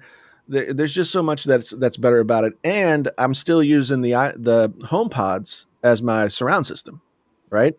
How's that working out? Still good? Yeah, I mean, it's not like having 7.1 Dolby Atmos, dedicated speakers or anything like that, but it does a really good job. If you're looking for something that's like low impact but good sound, I mean, if the HomePods weren't discontinued, then it would be an option for you. Which I don't even want to get into that. I don't understand it, but anyway. Well, the rumor is they're working on a new one that's like going to be a next gen version, but it just wasn't ready yet, and the old ones were still at the same, so they just got rid of it. Yeah, I wonder if I kept thinking like, okay, are they at a place where they can't lower the price point because of all the R&D and all the costs they accrued going in? So they can't lower the price point on this one. So they're just like saying, okay, goodbye. We'll be more efficient. I think it's also the chip shortage is like they have to be kind of selective with what products they want to keep building based on the chips they can get. I think the HomePod was just like, you know what? People aren't really buying this one, so let's not, they'll buy the mini and we'll just use the chips elsewhere. I thought it was weird that they introduced that whole like TV connection thing, and then a few months later it was like, okay, but no, I still like it a lot. But that remote control, that Siri remote with that touchpad, man, that is the worst thing I've ever. I mean, if you wanted to try and cause someone to commit suicide, you're just like, put them in a room where the only thing they can do is like use that touchpad for anything. And in the dark, too, because it was very congruent. Everything was congruent. It all felt the same. There was a little sliver of glass, which was like an indicator that you screwed up, to be honest with you. Yeah. So that remote can never come back again. Put that try and click on the left or right side. Yeah, and that's the other thing about this new remote. It doesn't glow in the dark. Why do they keep making these remotes that don't dark? Come on, y'all. think they want you to use your phone app, like the quick and the control center. That's what I do. That's what I do.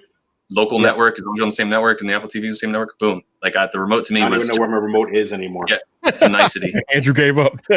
See, I like having the remote because, again, like I've got the HomePods, I've got the Apple TV, I've got the TV, and that little tiny remote will turn it on. I can navigate around. I don't have to pick up my phone, and so it's really convenient to have it there. I like the jog wheel function because.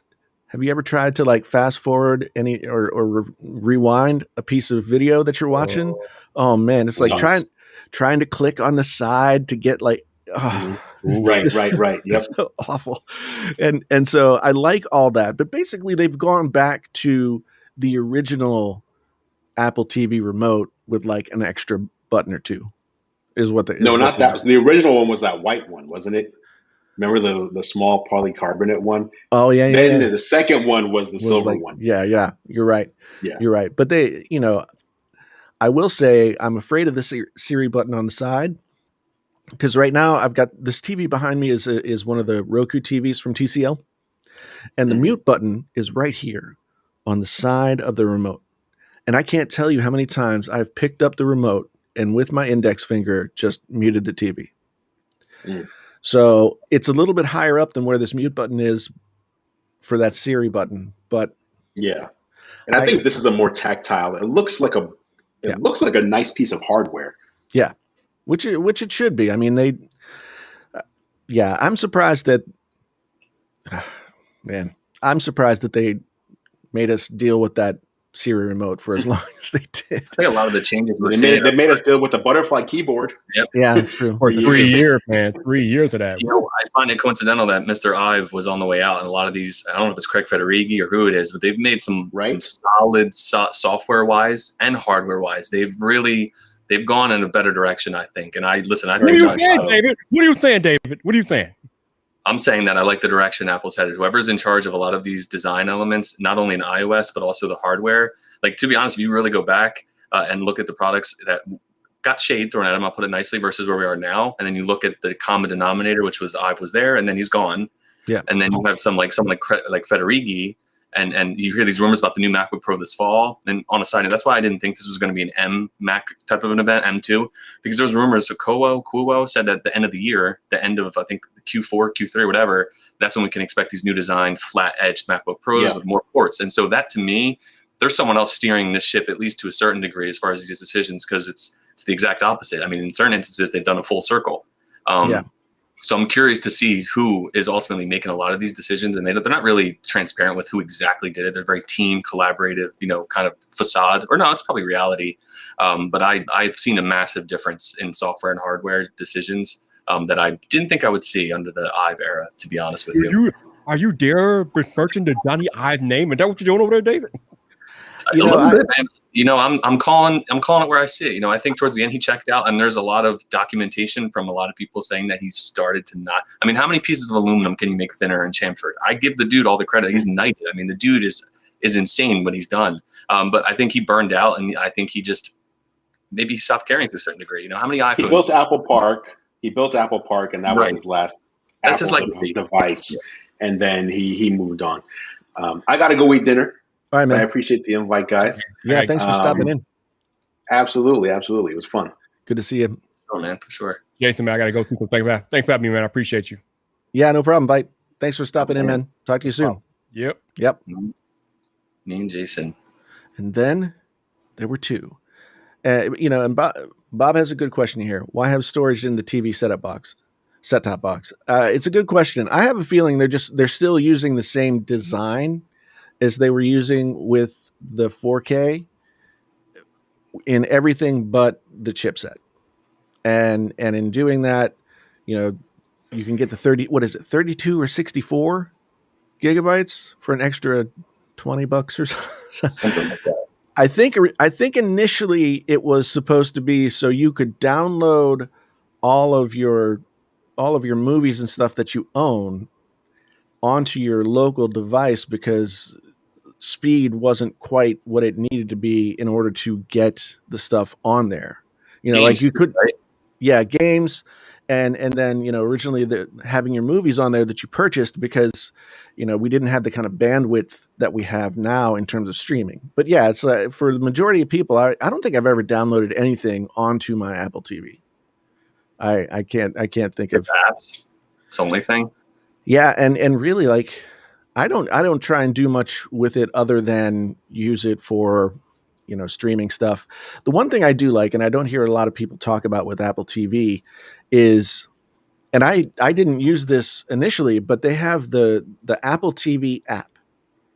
And if you go into the Apple TV app, it collects all the information from pretty much, if you have a subscription through Apple, all the stuff that your HBO Max and all of the different stuff, not Netflix, not Amazon, but a lot of the secondary streaming things, they'll all collect in that Apple TV app, and it'll keep track of like what you watched last and make suggestions for what to watch next. And if a new episode comes up, it'll say, hey, new episode of this thing that you were watching. And I think I like that, because one of the biggest pain points of using a streaming box or using a smart TV is like, okay, now I have to bounce around through like, the 10 different apps that I use to watch all the stuff that I watch. And it makes you long for the days of cable TV when everything was right there,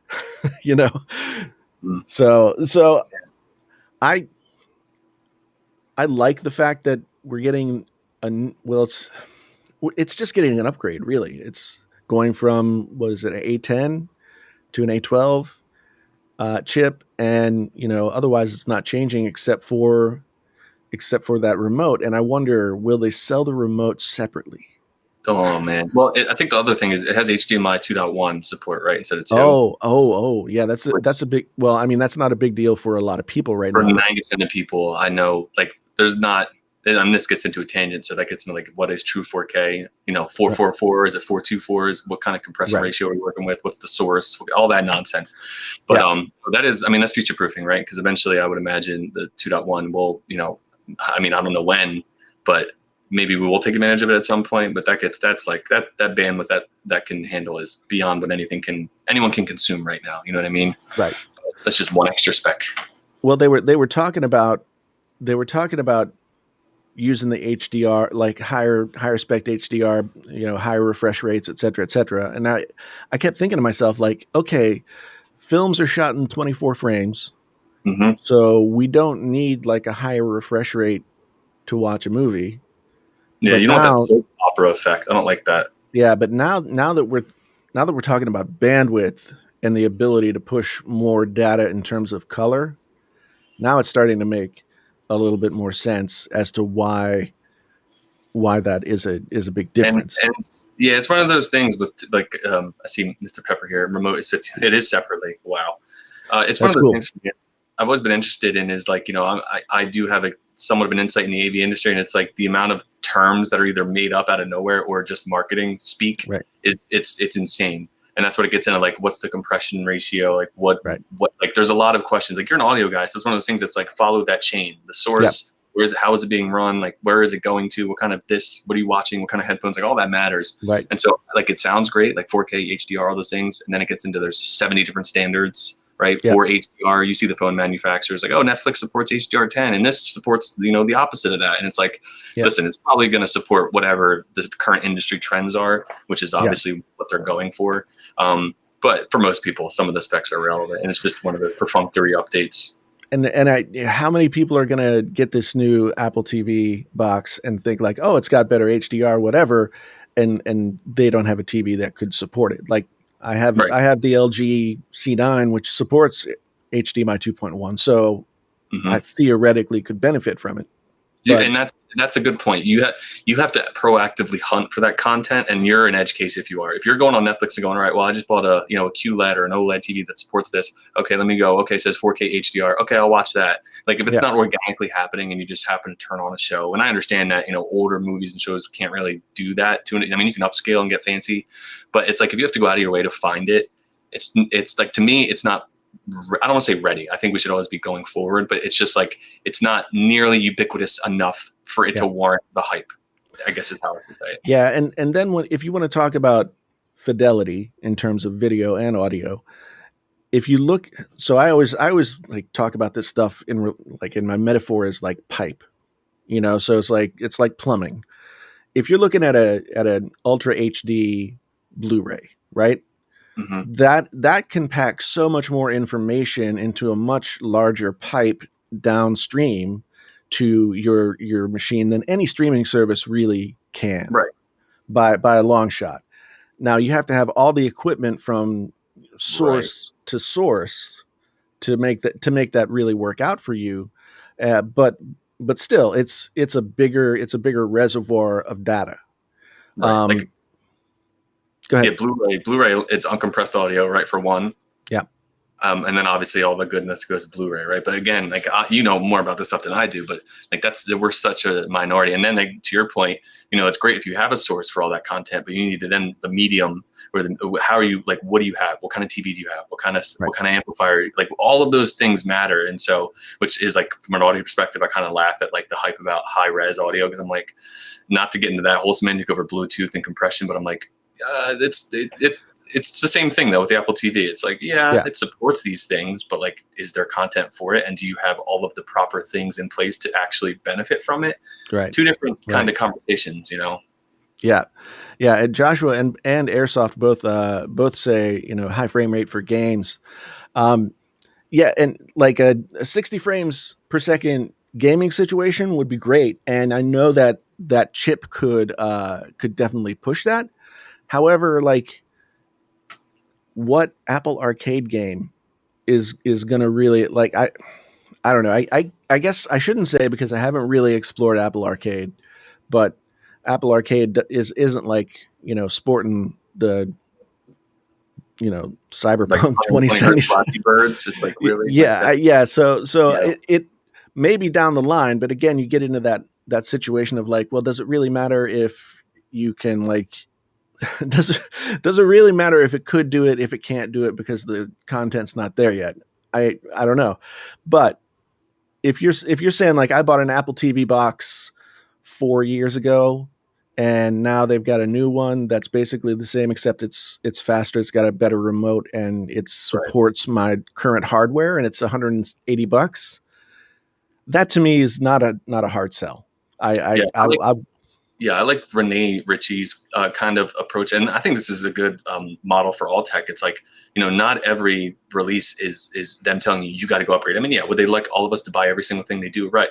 Obviously. But he kind of makes this analogy to fresh bread. He goes, the baker's going to make it every day, regardless of when you bought yours. That way, whoever is going is getting the best they can. And I think the Apple TV and even some of the other products they've released outside of new verticals they're getting into, like the tags, that's a great kind of approach. Even Samsung, whatever you insert the company, it's like, like they're always going to try to make it better. Even if it's marginally better, you got to consider someone that didn't just upgrade and they're all the way over there. So it's going to be significantly better to them, and so people would love for all devices to be upgraded and released upon their upgrade cycle, but that's just not reality, and so I can make fun of the Apple TV and the remote separating it and all that from the purchase, which is insane to me, because in my mind it's like you don't need it, but it's also like, did the Apple TV get more expensive from a technical perspective? You get a remote and a box for this much last year, you get a box and a remote for this much this year, but when the remote is as bad as the one that we currently have, pay more not to have it. Yeah, I mean, that because I do like to use that remote, just because of its form factor. It doesn't take up much space on the table next to you or whatever, so you have more room for your drink. But yeah, and when you think like, okay, so it's available for $70 on its own. Well, for another $110, you get the new box that's future proof.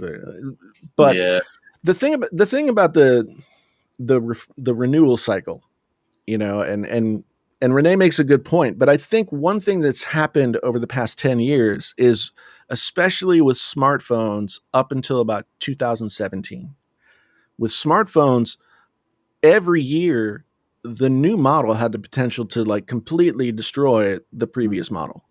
And so I think that's how we got into that whole cycle of yearly updates, yearly upgrades. But now, the difference between this Galaxy S21 Ultra and last year's, or even the year before, is not that great. I mean, I will say that for some reason I like this phone and using it more than I like the S20 Ultra, but that's me, being the tech snob that I am, as opposed to, that's all. yeah. But yeah, it's interesting. It's interesting that we have this. The comments on my videos about the M1 stuff are one of two things. One of them says like, well, what did you expect? It's not a professional device. And then the other is like, I don't agree with that at all. Yeah. Because here's the problem with professional is that's a relative term. Someone's Right. profession might be intensive word processing, spreadsheets, all that stuff. So in that Right. case, it's almost overkill. And so that, and again, it gets into that, like you're foisting your needs and going, well, everyone's needs must be the same as mine. Therefore, that's a bad move for you. I don't agree with the M1. Like, here's the thing. You can't sit here and tell me that it's out geek benching and outperforming all these other decked out 5K Macs and iMac Pros, and then turn around and go, well, it's not a pro device. Well, which one is it? Yeah. If it's beating, and then I know Geekbench scores isn't the de facto for everything, but to say it's not a pro device, and I hated that rhetoric in all the reviews. It's not a pro. This is just for the. I'm like, okay. First of all, I'm gonna be honest with you. Most people, unless they're going to college or something, they're not dropping $2,000 and going, well, it's just a laptop. I'm like, I don't think people are doing that nearly as much as sometimes our bubble thinks that is happening. And so the M1's impressive. And I never got that kind of like commentary, like it's not a pro device. I'm like literally called MacBook Pro. Maybe it's not pro enough for you. That's a different conversation. But by definition from Apple, excluding my own annoying anecdotes, it's a pro device. Now the Air, you could argue even that it's an Air. It's doing better than the MacBook Pro 16-inch with the quad hexa-core i9 that melts your pants. Yeah. And so like you can't take your version of Pro and then say, well, that's your version of Pro too. That doesn't work. That, and that's in all tech. We see this kind of commentary sometimes. Yeah, and I think for me, like the only pain points that I had initially was both Big Sur and M1 related was audio. So like plugins aren't supported, some hardware's not supported. Who knows how long it's going to take? And so, and I got a lot of backlash from the videos. Like when I made the videos initially talking about the problems that I was having. My whole plan was, okay, I'm going to just buy these things and I'm going to install them in my workspace and then I'm going to use them and I'm going to see like, okay, what happens. Right. And so my videos were just basically me reporting like, here's what happened. I couldn't use this. I couldn't use that. It got a little weird here. Like I ran into a problem with not supporting enough, not being able to support enough USB bandwidth. And so there are like, if you want to do 2 cameras through like a Cam Link or something like that, and you only have one USB bus, you're kind of, it'll work sometimes. Right. And that gets into that, like, this, like, right. You're, and that's what kind of is funny to me, like, not to derail that, but to kind of stay on the same point. It's like, you're going through your needs, right? And you're saying, hey, this is where it's fitting in and this is where it's missing the mark for me. I'm going to go return it. I'm going to go exchange it, get something that does work or whatever. Like people get so riled up over that because it doesn't fit the narrative that they want it to fit. I'm like, guys, like, it doesn't matter what, like, why are we certain, not to get all crazy, like the confirmation bias, right? Like, oh, this guy's saying this, so he must be, I give him more credence, right? He's saying what I agree with. Oh, he's a good reviewer. And then as soon as you pivot or have an idea, that doesn't go in lockstep with what they want, it's like, no, he doesn't know what he's talking about, Yeah. I saw a lot of reviews that said it's not a pro device and the weight, and I'm like, it is though. You like maybe for you, a content creator, it doesn't fit the bill, and you're bringing up excellent points about the monitor, external monitor. There was not only were there bugs for a single monitor, but it only supported one, only having 2 ports, and they didn't even put it on the other side, which was weird to me from a charging perspective. There's all these things, and that's why you probably were laughing at my tweets about the iPad Pro, because I'm like, Apple's positioning the iPad Pro as an alternative to getting a MacBook Pro. And then when you look at the complaints about the MacBook that's not a Pro, they're all forgotten when it comes to the iPad. We got to treat it differently. I'm like, no. They're being marketed very similarly. So I'm going to look at them and critique them similarly. And that's what drove me nuts, is that it's just like, we're not really looking at this like we would a MacBook Pro. I mean, you've seen reviews with like, I wouldn't recommend getting it. It's a beta product. It only has 2 ports. It only can support 1 external monitor. Literally everything I just said almost applies even to a greater degree to the iPad Pro, but we give it a pass because it's cooler looking, right? Yeah. Let's be real. It's cool. You're touching this massive canvas. And it goes back to the tweet that some of the larger creators were saying, don't buy it for what it can be. I'm like, well, that's literally the iPad's mantra for the past 4 years. Yeah. iPad Pro, specifically the Pro, not all of them. It's been, oh, well, look at this. It can 8K, 4 streams of 4K video and this and that. I'm like, one, most people aren't doing that. And then two, you're still like, well, let's get the WWDC's around the corner. Like, here's my task for myself and you. Like, watch the reviews in the coming weeks for the iPad Pro and see if that same commentary about wait for software, don't buy it now, see if that is consistent. See if they say that in the review. See if you hear, hey, the hardware is crazy good, everything's great, but don't buy it until WWDC because right now it's still an iPad. Maybe it'll happen, but to me, it's like the mental gymnastics between when a product's released and what our expectations are, and then some days where we don't have any products. Oh, well, we should be doing this and this and this, and I'm like, well, that's antithetical to everything you've been saying. Right. And so I'm not calling anyone out in particular. I'm almost holding myself to this because I get caught up in the honeymoon phase of hardware. I love it, man. You unbox it, you feel that aluminum, that the A17 Bionic chip is blazing. There's the smell, like, yes. Yeah. Oh man, it's bon appetit, and so sometimes that clouds the bigger picture. Yeah. And when I have, a smaller audience, I don't want to do that to them. Like, there's no one that listen, anecdotal. There's no one that I know that I would say, yes, instead of getting a Windows laptop, setting aside buys, instead of getting a MacBook Pro, especially at this price, go get an iPad. That's not a conversation most people are having. It's our bubble that you brought up. We're having it because we like to tinker. We don't mind going through some of those growing pains because we're seeing this thing kind of evolve and it's fun and we like tech. No one else does that. They want it to work out of the box and work the way it always has been. Yeah. And so that's where I have reached kind of this weird, I hate saying dichotomy over and over again, but I am, because I want it to be this thing. It just isn't there for me. And I see the reviews and some commentary that like are forcing it to be something it's not. Yeah.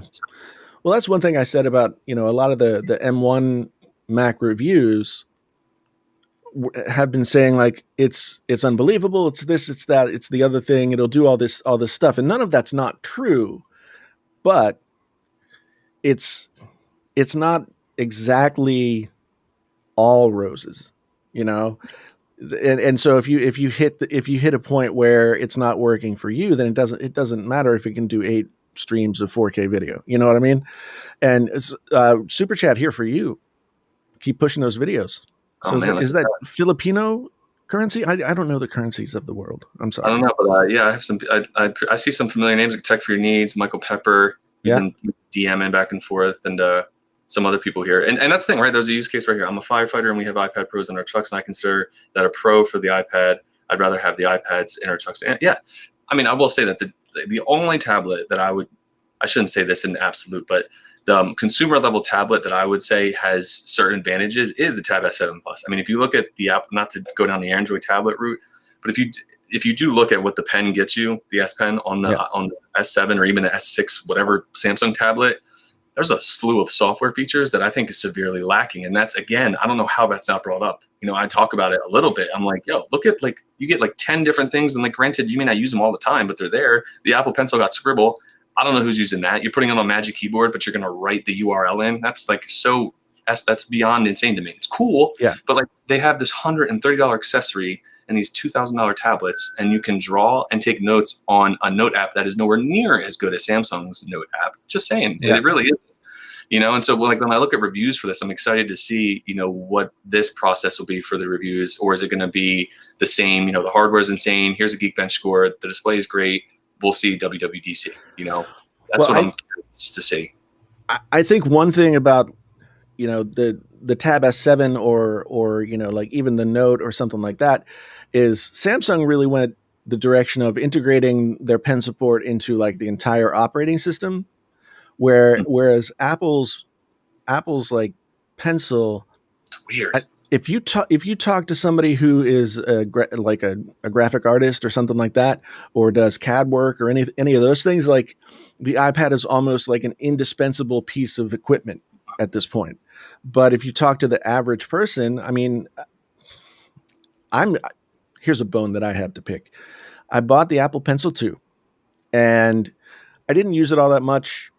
It ended up on the floor under the bed somewhere. I went to recharge it and it wouldn't recharge. And I was like, what the hell's going on? Come to find out that if you let your Apple Pencil run down, and I don't know if it to 0, and I don't know if it's an X number of times or whatever, it will not charge again. and you have to buy another one. Wow. So that's what happened to me. And I'm, at first I was like, well, I gotta buy another one. You got to restore it in iTunes, right? Yeah. So it was just really annoying. But at the end of the day, I think that the iPad has a lot of professional applications. Mm-hmm.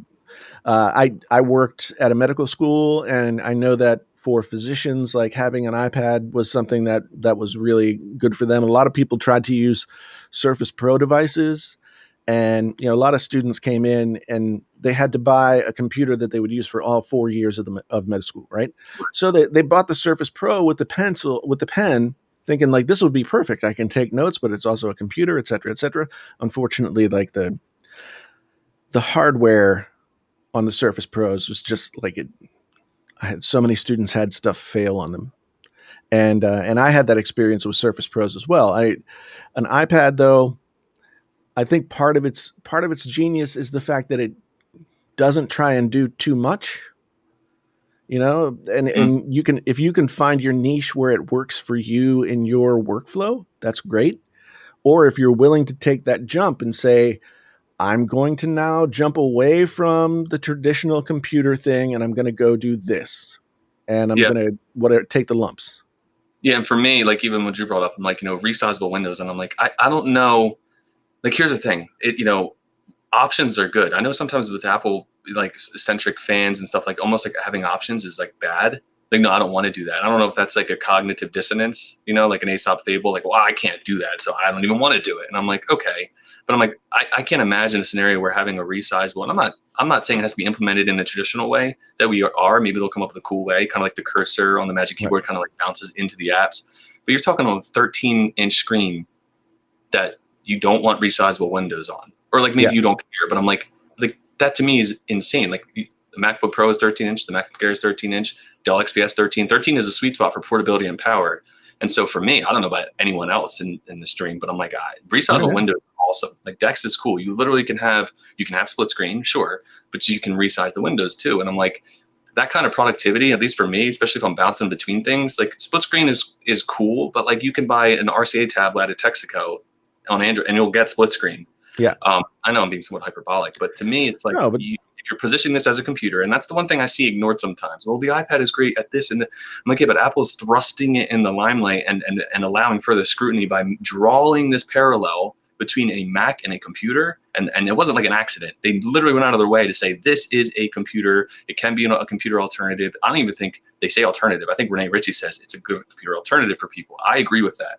But saying it's like the correlation between here's a Windows 7 or 10 laptop for $2,000, here's a MacBook Pro for $2,000, and here's an iPad Pro, like you have to look at all of them and critique them just like you would a Windows device, a Mac. Yeah. Like you can't give it a pass because, well, it's not the traditional form factor.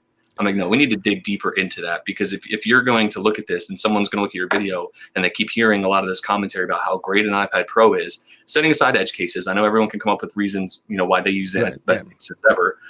But I'm like, if someone is looking to truly find a new computer and they hear this kind of tenor, I think they're going to be sorely disappointed, And so to me, I'm going back to this year's, release. I'm curious to see if the reviews, one, are going to be consistent as far as not buying it based upon promising that it might have, cool features at WWDC. And furthermore, like just, I guess, more than just a Geekbench score. Like we all know, this is where my rant comes in. We all know that Apple processors are gonna run circles around themselves in some instances. Yeah. And so that's great to give you an idea of where this lines up performance-wise and seeing gains. But at the end of the day, that's not what people are doing. They're not going, well, show me which one has the highest score and I'm going to buy that tablet. That's not what they're doing. I have plenty of people on my channel that literally love the Samsung tablet. They're like, I didn't want to spend that much money. I got the pen with it. It does what I need to. Has a nice OLED display. I'm good. So, I mean, that's kind of my 2 cents. I'm curious to see if the reviews in the coming weeks. Well, I will say this. It was interesting to me that today, as far as I can remember, Apple never drew any like parallels between the iPad and any of their other devices. They were just like, and here's the iPad. It's basically a computer, although we're not saying that. And, so they got that. I think that positioning it as a computer, even though I think their point was it can be a computer for most people, you know, kids these days probably wouldn't know the difference if they'd only ever used an iPad. I mean, think about kids. I don't know if you have kids, but like 2-year-old. Little kids are growing up with iPads in their hands, you know, like, and now it's like multi-generational at this point, you know? So I think by the time our kids are adults, the iPad will be a computer in the sense that it does everything and everything works that way. But as Retethered Tech says here, you know, when Final Cut and desktop productivity apps come in, once Final Cut, Logic Pro, everything else, and there are no pain points, but like switching between, like I can make the choice to have a MacBook Pro or to have an iPad, and the only thing I have to do is accessorize differently. We get closer and closer and closer every time. But like, so, you know, the way that I make my MacBook Pro into a desktop computer is I have one of the CalDigit TB3 Thunderbolt docks, which has all the USB and all the stuff that they took out of the MacBook. But the beauty of it is it's one Thunderbolt cable plugging into the MacBook, and then that Thunderbolt dock is doing everything. So can I do the same thing with a MacBook or with an iPad? Like, can I buy this new iPad, plug it into this Thunderbolt dock, have it feed video into my, and then hook it up via Bluetooth to this Bluetooth keyboard that I'm using and use it? Well, yes, I can. However, I can't dig into the file system. I can't save things in specific places. Can I access my NAS on the network? I mean, how do I do all this stuff? Those are the things that haven't happened with the iPad yet. Yeah. And I think a lot of times the reviews and even the hype overshadows, like if you're going to, you know, tout this as a computer replacement, like you have to review it like a computer. At least that's how I view it. If you're going to say this can replace your Surface Pro 4 and this can replace your MacBook Pro, right? Like I have a hard time believing that to a certain degree, because I'm like, you got to go through like where, like I don't see many reviews that go through like the pain points, like and they're very obvious. It's not like you have to go hunting for them. Again, 4x3 external monitor support, I'd rather just stick to the iPad. That would just annoy me having giant letterboxing. Yeah. You think of one port for USB-C, even if it is Thunderbolt 4, it just has weird limitations that on a normal computer, we wouldn't give it a pass for, right? We would never give that a pass. I mean, we roasted the M1 MacBook Pro because it didn't have more than 2 ports. They were all on the same side. It couldn't support up to 2 monitors. Oh, yeah. And that was a no buy for most people because it's not the Pro version of it. But the iPad Pro, we seem to like willfully forget all of the gotchas compared to a traditional computer. Like I was tweeting the storm. I'm like, how do you plug a flash drive in and move files around? So someone that's never used an iPad as a main computing device, they're gonna be like, what do I do? Where's the port? Well, you got to get a dongle. Okay, well then you got to open the Files app. Oh, where is it? Like it's that kind of stuff, right? And I think that goes back into like reviewing for a little bit for like us, where we already know all that stuff, and reviewing it for someone that maybe actually they don't have a full understanding, but they're hearing about it. Two different demographics really, and so obviously reviews would be different for those people.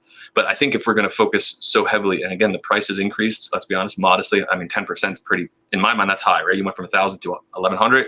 That's a big bump, and you combine it with the other accessories.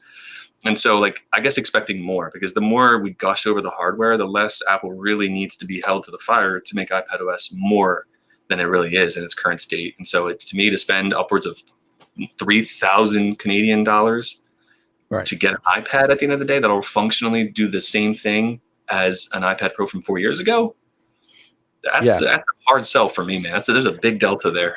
Yeah, no, I totally agree. Like if I'm talking about like I need to upgrade my computer and I have a choice between buying a $3,000 iPad or a $3,000 MacBook, there's only one of those is going to like just be plugged in and replace what I've already got. With, I mean, of course there's always hiccups along the way, but it will do the thing that the other thing does without having to find workarounds and all that kind of stuff. And I think that Apple gets a pass on some of these things, especially in the early days of a product's life, in part because the stuff is so impressive. Like the M1 chip and all of the things that it's in now, that is a sea change. That is a paradigm shifter. Yeah. And so when you cover tech and you're like so geeked out about tech and you are there and present at a time when like there is this paradigm shift between like what is a powerful computer and what is a powerful computer, people will get hyperbolic. People will get excited about it. One thing that I always get frustrated about with YouTube in general and reviewers writ large is that they'll do one of two things. And I get accused of this, but I also end up taking flack because I'll go back the other way after the fact. You know, they'll get super excited and they'll just be leading the bandwagon, right? You know, right out in front with the banner. And but you know, or they'll be super negative and they'll be like, oh, it's not this, it's not that. Yeah. So, you know what I mean? Yeah.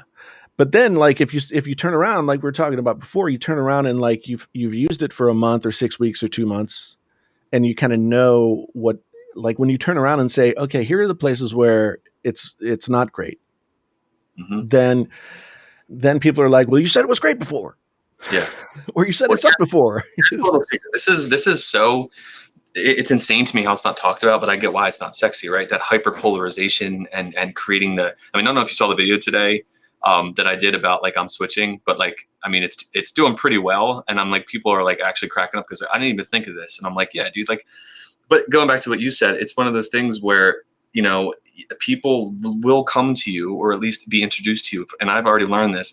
And confirmation bias is such a strong thing. I don't think people realize it. I don't know if a lot of people know what it is, but effectively, if you don't know, you look for content creators or you look for news outlets, whatever the topic is, you like people that agree with your viewpoint. And so you give them more credence because of that. Right. And when they don't go with the grain of what you agree with, you don't like them anymore. I'm oversimplifying it. It's very much like a psychological like warfare for some of us. And so a lot of reviews, like I feel like you've been victimized or crucified to a certain extent because you're showing both sides of it. You know, you're not just like a lot of larger reviewers, they're always milquetoast. I know Siri spelled it wrong. They're always down the middle. No, as a former like English writing professor, whenever I see it, your eyes blow a little bit. I get it. Siri sucks at dictation still. No, I get it. And so what happens is you get these middle of the road, right? Here's good, here's I don't know, but you know, anyway, and then you're like, whoa, what? And so, you know, one thing I like about you, and in my video I bring it up, is that one, like it should be irrelevant what someone does with their money and their tech. If they want to go switch every day, like, okay, you know what you're getting into, so why are you mad? But furthermore, like I feel like if you're looking for reviews, and I even talk about this once, I'm like, what are you looking for from a reviewer? Because if you really need to like have some self-awareness there, if you're just looking for people to tell you made the right decision, that you're never going to be happy. And you're just going to be tilting at windmills because this guy didn't say the thing I agree with, and he did. Oh, I almost knocked it over. He did, and he didn't. And I'm like, that's what I don't want to do. And that's why I appreciate your viewpoint, because painfully honest, that's very apt given, you know, the channel that you have, because you're like, I'm telling you, this was great here. As I used it, there's some gotchas, and you're almost paying a price, you know, by getting those comments, because you're actually taking the time to say, hey, you know what? It wasn't all roses at the beginning.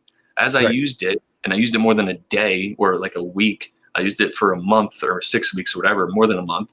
Here's the things I found out. And people that's not sexy commentary, because it's not hyper polarizing. You're not really doing the I'm switching and all the craziness every day. You're not doing any of that. I've tried that. Well, I tried that too. Dude, the video. Okay. Like, I don't think many people know. I just started out, and Jason and I have similar interest, I think, outside of tech. Sure. And I did a video, and I almost want to spoil it. It's almost a parody of that. You know, you get the people that get every phone up to the Pablo Escobar gold phone, and every time there's a new phone, you get the same like 4 different things, right? Here don't buy until you see this. Here's why I was wrong about this. I'm switching, and then where I was wrong again, right? Yeah. And it's just cyclical, and it creates that divisive kind of commentary, and you get both sides of the aisle and engaged, which is clicks, which is money, right? Not to derail this conversation. I think you're like kind of a canary in the coal mine, because I know you've been accused of that, but I'm like, yeah, but he's telling you his experience. That's what a reviewer, I value that. Like, tell me, even if we don't have similar workflows, even if we have a difference of opinion, at least you're showing me, this is what I did. This is what I do. Here's where this worked and made sense. And after I used it for a while, this didn't fit my workflow.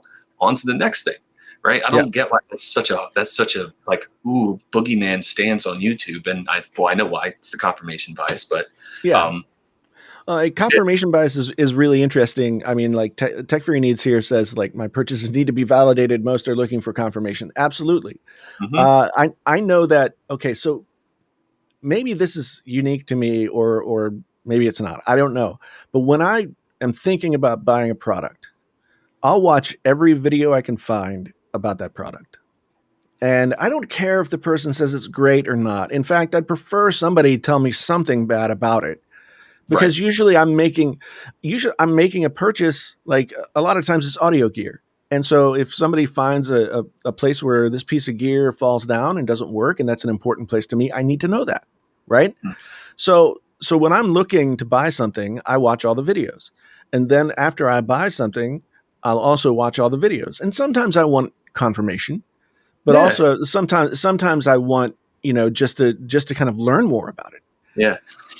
And here's why. This is dirty secrets, man. I don't think I like talking about this stuff because it's not sexy, but it's fundamentally I'm interested by it. Just from like a psychological standpoint. That's why you see like people turn so quick. I mean, they could love you. As soon as you go against what made them like you, even if it's valid, it's like, oh, nope, I'm delegitimizing you. Nope, you don't know what you're talking about. I'm like, man, that kind of like, that's so toxic, Yeah. And I think, I hope that's not where I'm going to do everything I can not to do something like that. And again, I'm almost poking fun. And again, I'm like the smallest probably person on YouTube, but I'm poking fun at some of these trends I see because they're all like feeding into one another. You know what I mean? And I don't like that. And so if me and you together, or you, or myself, if we can be like those small voices, I'm like, hey, I'm all for it. And I think you've done a good job. And I think you got some hate in areas where people were really just looking for you to tell them they did a good thing. You made a good purchase. And, that's a strong emotion, man. Confirmation bias is it's like teams, like, how passionate people get about, sports teams. It's very similar, that's why the comparison videos between like an iPhone and Samsung are so popular. I mean, you could put any video out. That's one of the most popular videos I have an S20 Ultra versus an iPhone. I mean, it just skyrockets because people want to go, okay, if he says this is the winner, then he's a good reviewer. If he says he's not, well, he must not know what he's talking about. And I'm like, man, like there's more nuanced conversations there. And not everything has to be absolute. And that's how I look at tech, man. It's all of these devices are insane. I love the iPad, but I also think there was a little bit of a reality check where we get so caught up in the YouTube bubble of like, yeah, tech, look at this iPad. It's cool. Mini LED display. It's expensive, but man, look at the Geekbench score. And it's like, okay, sure. But further, more intellectual, engaging, type of conversation.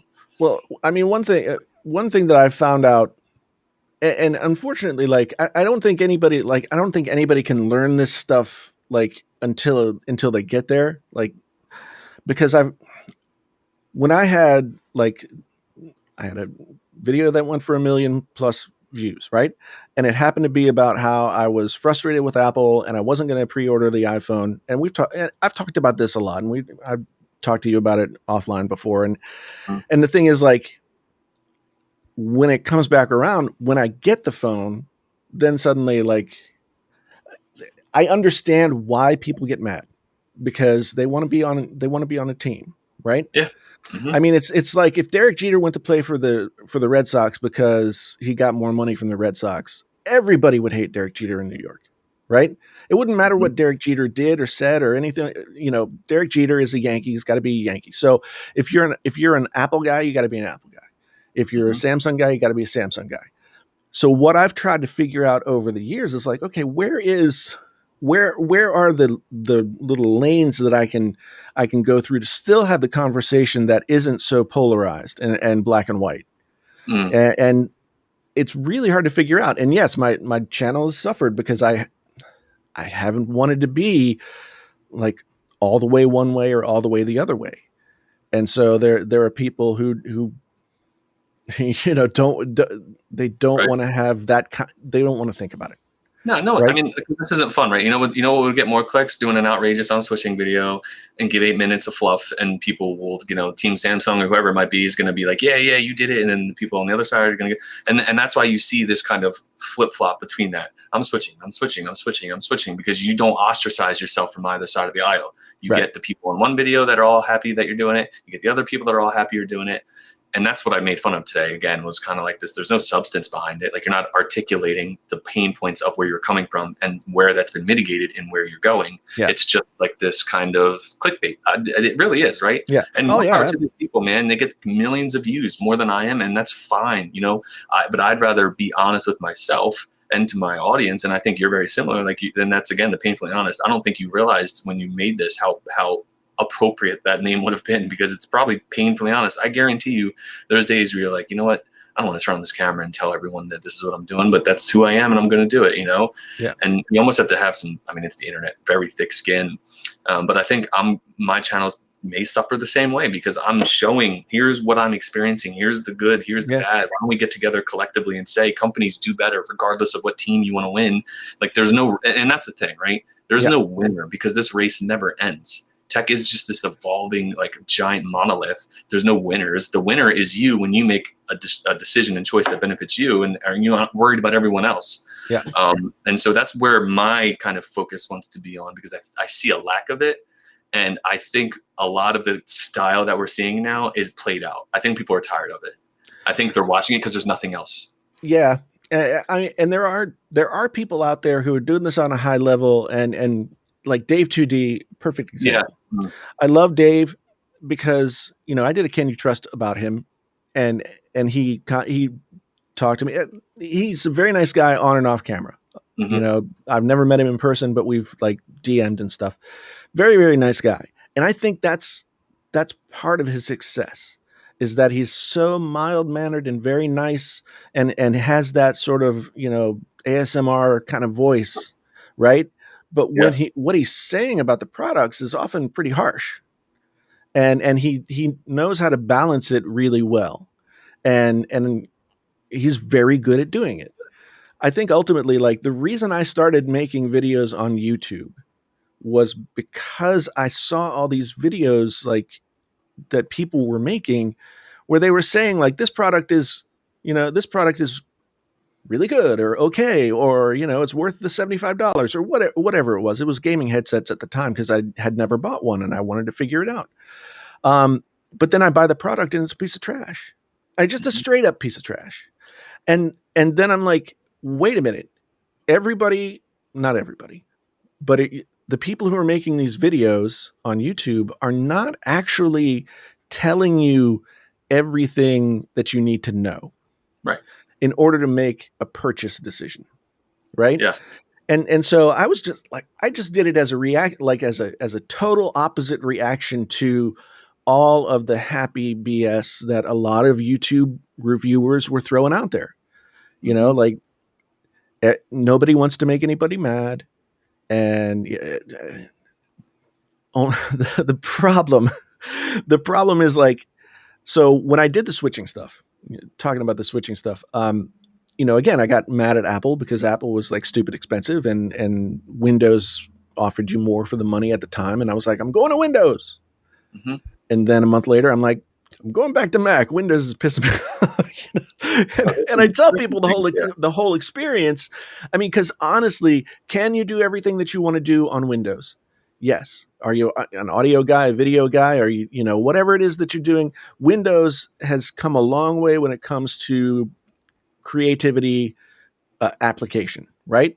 It used to be like, if you wanted to do graphic design or CAD or anything like that, audio, you had to go with Mac because Windows didn't have the programs, right? Mm-hmm. But now they do, and now they're by and large very good.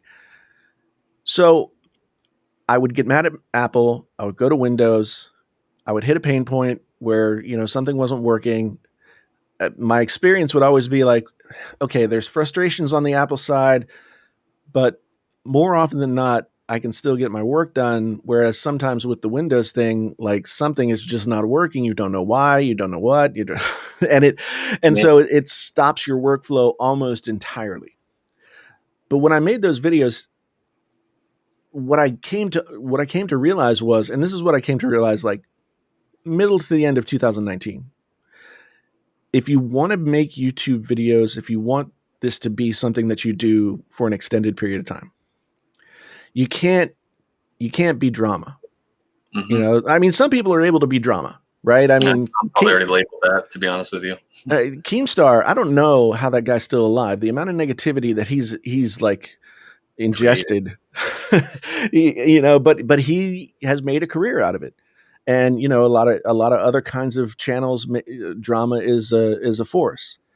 But I came to realize that, like, I can't do the, you know, I'm so mad at the iPhone. I'm so mad at Samsung. I'm so this, that, that, or the other thing every year. So I had to figure, I mean, I guess I could, and maybe I would blow up to be like a, multi-million subscriber YouTube channel just because, I'm giving people what they want. I don't know. But yeah, there are definitely ways that I could maximize the success of my channel that I don't do. I could say tomorrow, I'm going all in on this Apple stuff. I'm going to do my videos exactly the way that I do them, but I'm only going to talk about Apple. And yes, over time I would, some people would leave the channel and, they'd be, because they're not into that. But over time, I would have more consistent success. But I don't want to do that because I'm interested in like all of this stuff. Now, right now, smartphones aren't as interesting to me anymore because I feel like smartphones have kind of gotten to a place where, like you said, Android versus iOS is, to me, not very interesting because the fundamental thought process on how the two operating systems work, like what they're predicated on, is entirely different. Android gives you choices. And iOS tells you what, like, guides you through the way that they think it works best, right? Mm-hmm. And so different people are going to be drawn to different aspects of those products. If you want to be able to tweak your phone down to the kernel and the core, then Android is right for you. If you want something that's a smooth, seamless operating system that doesn't make you think very much, yeah, but that's not sexy. For a YouTube channel, people want either. At first, for me, it was like, okay, I can make one group of people mad, and then I can make another group of people mad, and I can bounce back and forth. But it got kind of exhausting. So I knew that in order to sustain, it had to be more of a long-term conversation. And so trying to figure out how to get to that long-term conversation has been a really interesting conundrum because I don't feel like I've figured it out yet. And yeah. No, I don't know if anyone really has. It's one of these things where it's like, I bring up a lot of problems with what I see, and that's part of the reason I even started what I'm doing now is because I'm like, it's one thing to be able to complain. I think that's the easiest thing anyone can do. It's harder to actually be proactive and taking strides in a direction that maybe changes those things. And so that's kind of why one, I mean, watching you, I'm like, I want to. What if I start it, right? What if I try? But two, it's also very much more of an uphill battle because I can tell you with a great degree of assurance that I know this game that's played on here and I could easily do it very easily. I think I know you could do it. I think that I could do it. There's a game. Even the parody of the game is doing well on my channel. I mean, that should speak volumes. I'm making fun of a trend, and the trend is so powerful that it's actually bringing in views, which is hilarious to me. And so, but I think in my mind's eye, if I'm playing a little bit of Nostradamus here, I think people are catching on. Now, it's not all of them, right? It's not all of them, but I think a lot of the bubble that we allude to sometimes, I think people are starting to catch on, and they're kind of bored of that style. Like, how many I'm switching videos? And now the hardware has also reached a point where it's like, okay, so what? It's another phone. Okay, sure. But what about the software, right? So what? You made the screen bend. Like that stuff's cool, but it's like that is becoming less and less of a thing. To your point, even me, like I remember like these leaps and bounds every year in every product category. It was just like, oh my word, every year was, you're blown away. Who's the person on the left? What person? This is my friend David. All Dad Tech is his channel. You should go subscribe. He's new. He's nascent on his YouTube journey. But he's making really, really good stuff. I've been enjoying his stuff. Quite honestly, a lot more than I have been enjoying a lot of tech YouTubers that I've been watching for a long time. See how you hesitated and worded that very tactfully. It's always nice to see to find somebody who is like trying not to do the same thing as everybody else and has their own voice and has their own thing that they're working on. And I really think that you've got that, and I've enjoyed watching you like build it. I appreciate that. The inspiration behind some of it. I mean, obviously some of you guys that I look up to as far as, what you've done, but it was one of those things where it's like, okay, like from a business perspective, which I don't look at it like this, but from a market perspective, it's like, you can't try to replicate what everyone else is doing because you're making that uphill battle more of an upside down battle because they're already established. So that's been done. They've seen the success. it's like, what are you going to do differently, right? And that's where I kind of am coming from. I'm like, okay, I want to be different than all of these trends, and everything is kind of the same, right? In my mind, chasing leaks, ignoring all the current tech we have, not seeing how tech ages, leaks, rumors, this and that, and the outrage. I kind of draw this weird analogy, like everything's TMZ style reporting, right? Yeah. Just clickbait, and then the substance, though, or lack thereof, doesn't meet the craziness that is the tags and the headlines and the thumbnails. And I'm like, okay. And I remember, I don't know how long we've been following it. I'm assuming probably longer than me, but I remember watching the OG tech YouTubers. Before that was even a term, and it was so much, it was realer, it was authentic. These people are buying these devices, they're looking at them, they're showing me the pros, they're showing me the cons, it's their own money. And it's transitioned into this influencer model where the manufacturers control the narrative because they're giving you early access, which is money. And I talk about that, and I'm sure people are higher ups, if anyone's seen it, is probably annoyed at it, but they control the narrative when they go, well, we're not going to pay you, so you can say in the video you weren't paid, but what we're going to do is give you early access, which one could argue is more of an evergreen revenue generator, because now that early access, you get 2 million views before anyone else on the product. I mean, you even heard today, Travis, more power to him. He's like 20 minutes early, I missed the boat. And so what you're finding, and what I've seen, is this chasing to get something out there, even if it's not accurate or fully thought out, because you need to make sure it gets out there first. It doesn't have to be accurate, doesn't have to be substantive. You just got to make sure you get that crazy click, the thumbnail and the craziness, and be first. Yeah. And first isn't always best. We talk about that in tech with Samsung and Apple, right? Samsung did it. It doesn't mean it's, first. It's like, well, it's not the best. But that's very true in every facet of everything. First isn't always best. And so that's how I feel about some of the things I'm seeing on YouTube. And I'm generalizing a lot, which I shouldn't. I hate doing that, and I hate hearing someone generalize. But if anyone was new to me, and not to monopolize, the stream here, that's my approach to this. Sure.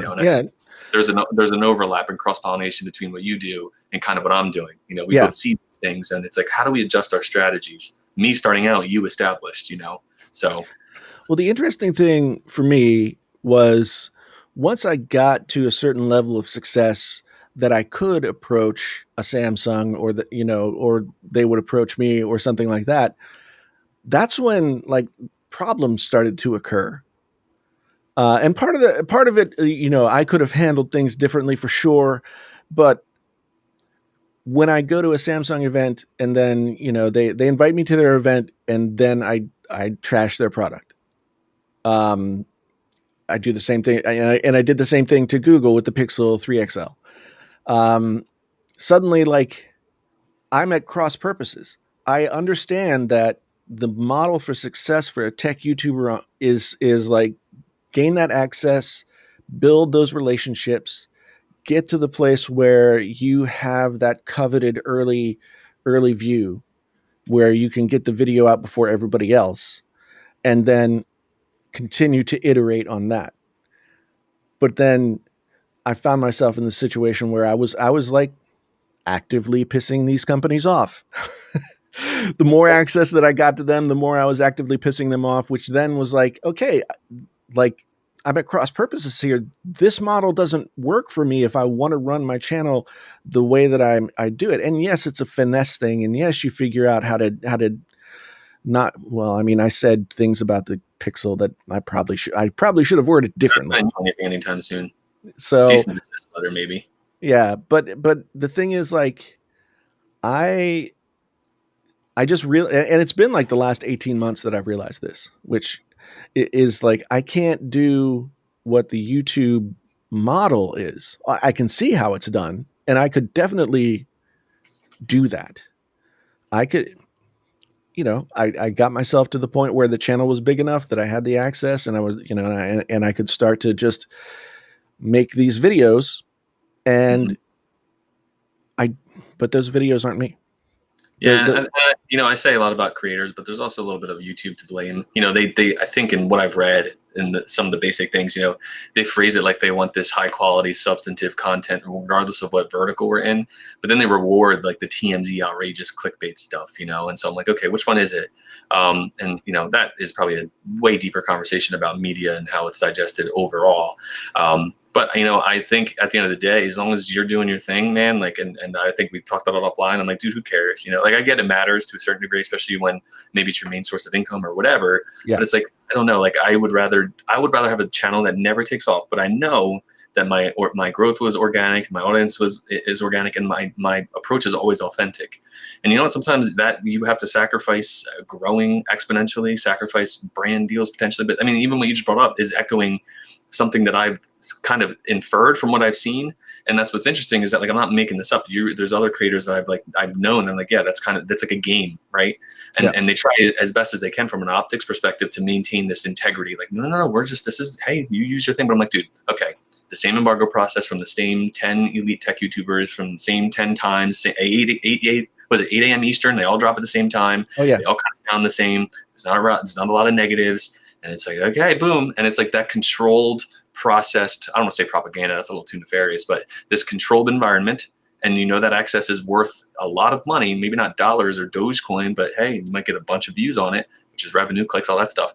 And I see that, and I'm like, man, there needs to be, even if it's a smaller group of us, like some consortium of like people that go, hey, you know what, we weren't paid at all, so here's our thoughts. And showing this massive delta between that type of reporting and commentary, and then showing like what someone going out. I've already had people tell me like, oh, you bought this on your own. Like I had less than 100, and someone was like, did they send this to you? And I'm like, hey, I appreciate you thinking that someone would send me something, but no. Because there is the optics there, even if it's not accurate and I'm wrong and I'm completely missing the mark, which I don't know if you saw, Jay Williams? Mm-hmm. He literally did a whole video about my video called Influencers versus Tech Reviewers. Right. He did a 30-minute video. And he even said, I've never done this before for any other creators. He goes, I don't usually do this. He did a 30-minute video today, dropped it on me because I saw an influx of stuff. I'm like, what's going on? I'm not that great at all.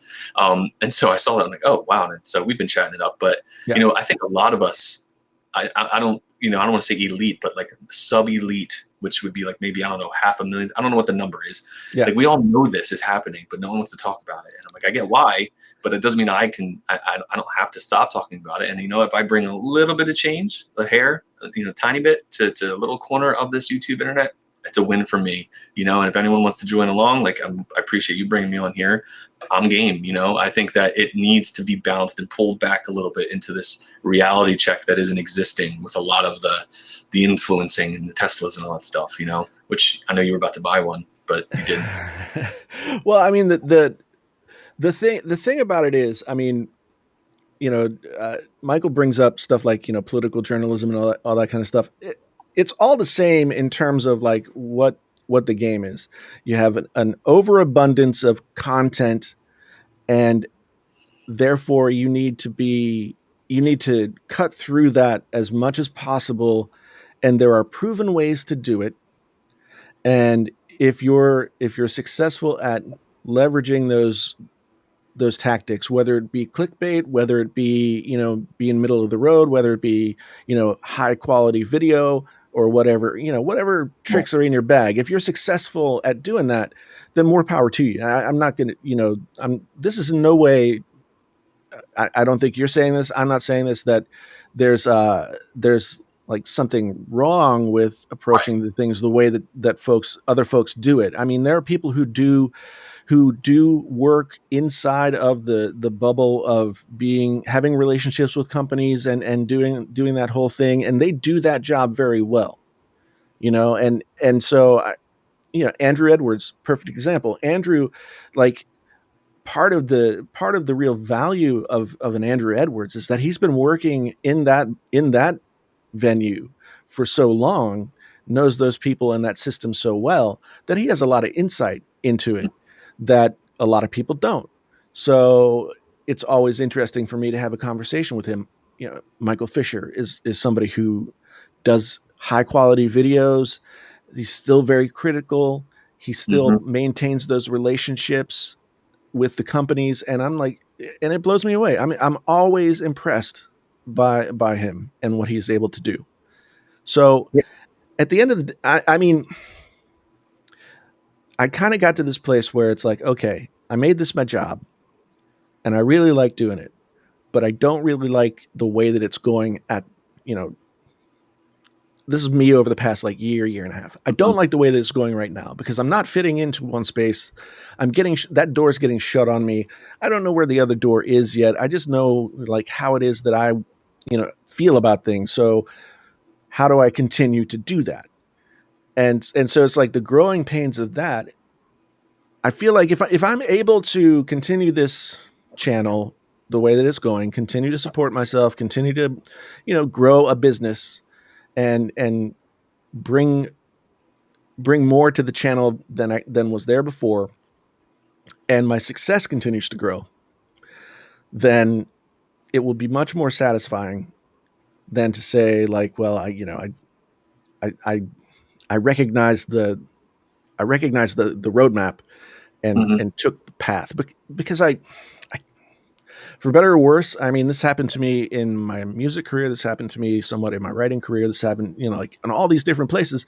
I have like recognized like, oh, I could do that, but then I never do. And I don't know if it's just like, I actually don't know if it's some kind of like psychological issue with me, where like it's some form of self-sabotage.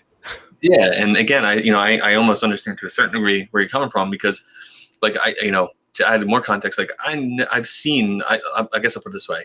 I wonder if anyone in the audience remembers like Soldier Knows Best, John Rettinger, which is like all those people, right? And there was a few before them, Noah from Phone Dog, Aaron from Phone Dog.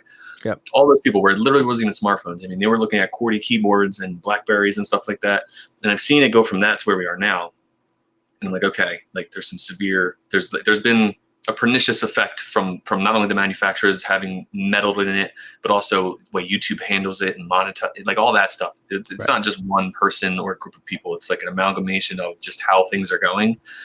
And, but I feel you in certain ways, because I know what would sell. Like the Forbes crap, there's a reason we still see Forbes articles. We hate them. We know it's a joke, like, confirmed leaks, suspected radical news. And it's like, they're just using SEO buzzwords and putting iPhone 13 next to it. And guess what? It pays off handsomely, because they still are around putting out the same crappy articles. It's so bad I can't even scroll through it on my phone because the ads pop up. And I got Candy Crush Saga on the App Store download before I know it. But that pays, and that's unfortunate. And so, in my mind, man, I'd rather have, like, even right now, these deeper conversations around gadgets, more intellectually challenging, looking at your own beliefs. Like, for me in tech, it's like, when's the last time your mind was changed about something? Like, instead of everything being so absolute, only Apple, only Samsung, only Google, everyone's siloed out, and then there's just like this battle. When's the last time you go, hey, you know what? I love Samsung, but hey, Apple, you nailed that. There's like no space for that here, because that's not what sells. That's not sexy. They like I'm going to bash this company for you, or I'm going to tell you why you did the right thing.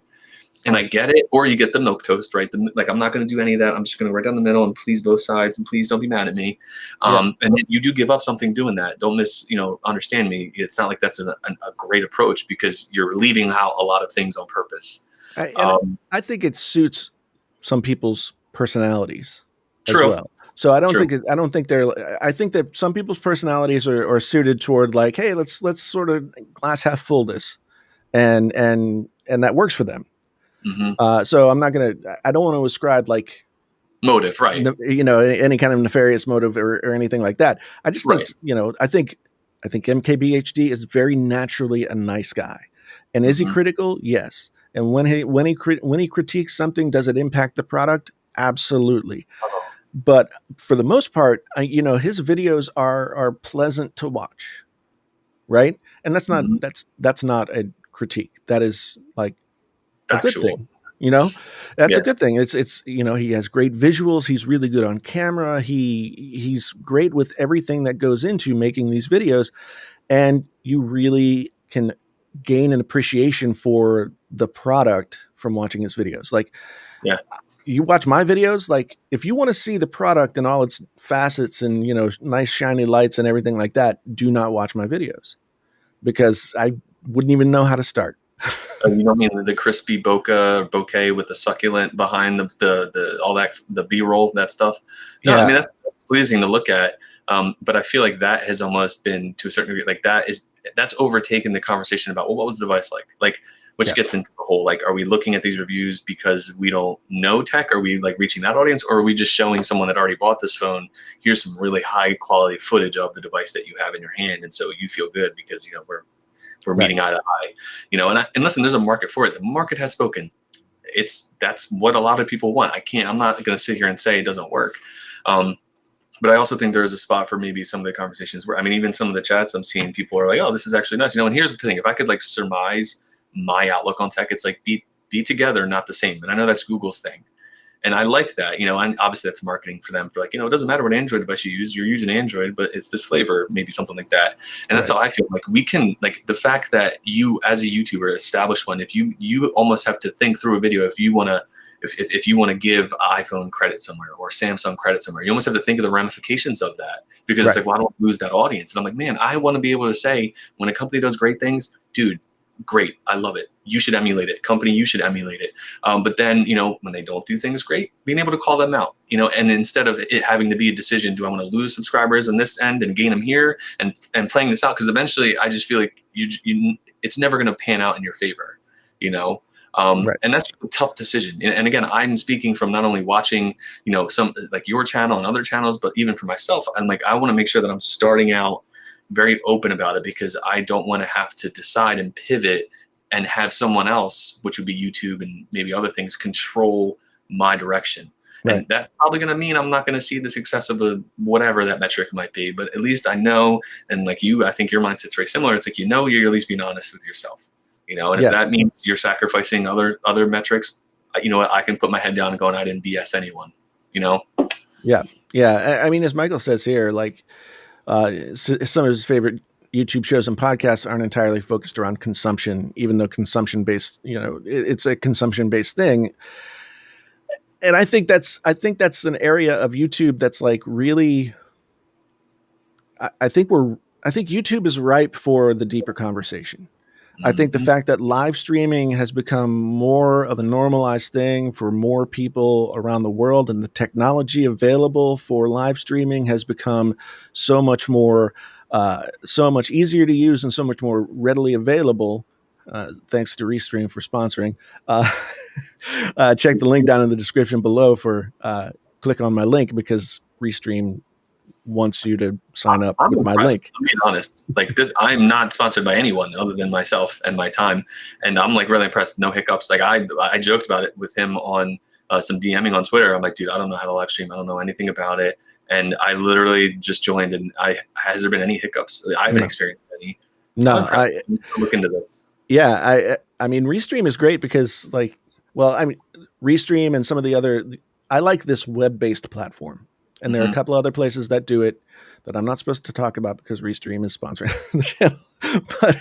But I've liked the quality of Restream, the stability that I've had using their service has been much better. I think people who have been longtime watchers of the live streams might recognize that there haven't been those like 30-minute long, like, oh, for some reason the technology won't work things that used to happen before. So yeah, I think live stream is ripe for being something that people want to consume.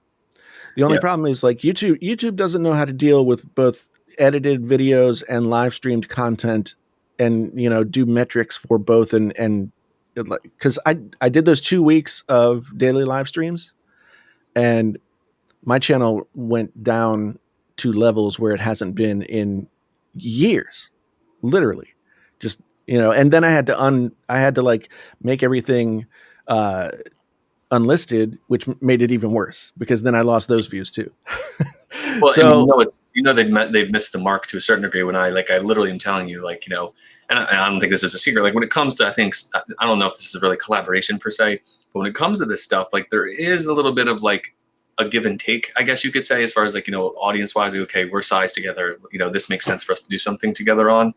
And so, live streaming is one of those things where I'm like, I told them like, hey, listen, I don't want to mess with your metrics. I know it matters and it sucks that it's that important, but I understand it. And I'm like, I get it, but the fact that that's even a hurdle to live streaming on YouTube shows you that it's not fully fleshed out. It shouldn't affect your metrics in a nefarious way. If anything, it should be separated, which is weird that they can't do that. Like, hey, live streams, because then you can get like an idea every live stream of where those metrics are falling, instead of it's not a genuine comparison. You know what I mean? To do like a live stream and then a produced 8-minute video. It's weird to me.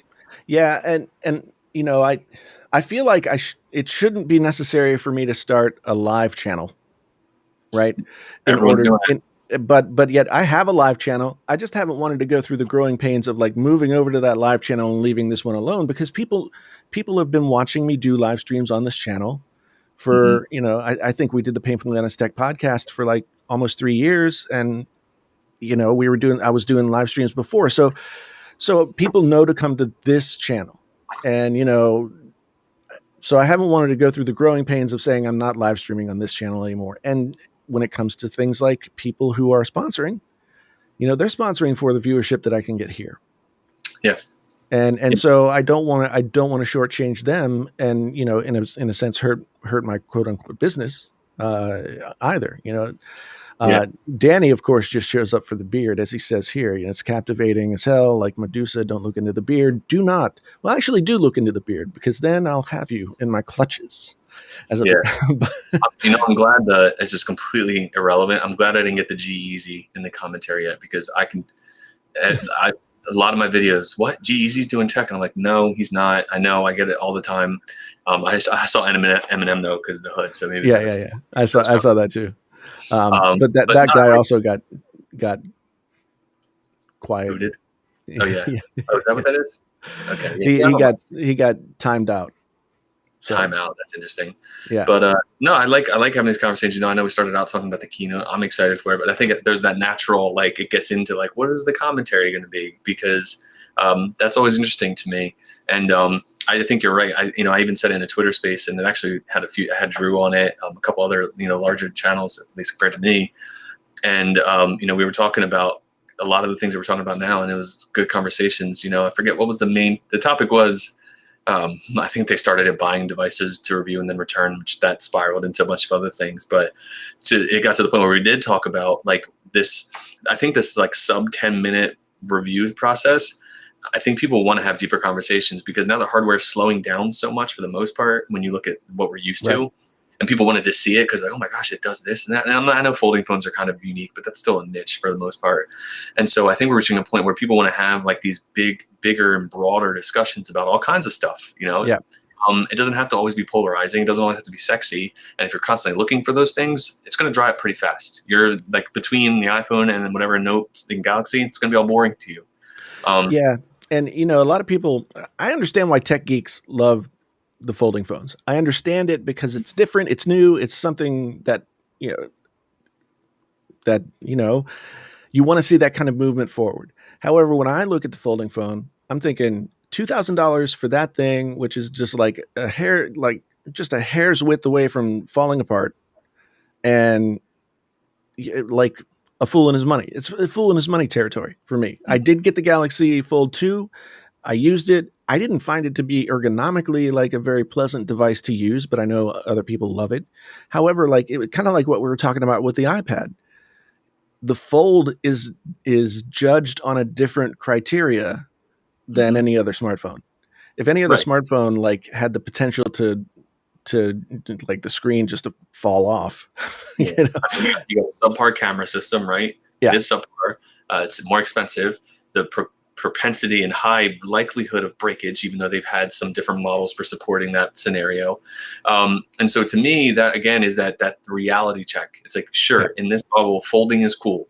It is a stopgap. I was talking to Mr. Tech Rant, and we agreed and disagreed. I'm like, I think it is a stopgap, because I think we're looking for when the new iPhone came, or like the original iPhone, the original iPad, the original Apple Watch, like those devices that have set the standard for all of the stuff we have now. Like we're searching for that level of like product hype, right? We're looking for like the next, like you hear about the Apple Card. We're looking for that constantly because we're used to it to a certain degree. And the problem is these companies, they're doing less and less, but wanting to charge more and more because they're used to just coughing up money because, oh, that's crazy. I'm going to buy it. Right. And now it's like pumping the brakes more so than ever. This is lasting longer. I don't need a new one. So now they're going, well, what can we do to create buzz? Well, we'll make a folding phone. I'm not speaking empirically, but I can assure a lot of people that folding phones are not the next thing. They are. I've said that all along. I mean, folding phones are iteratively interesting, right? But it's a step toward whatever is the next thing. I think that the next thing will be something like, some kind of wearable that is maybe multi, like, I think that folding technology is somehow part of the DNA of that. Right.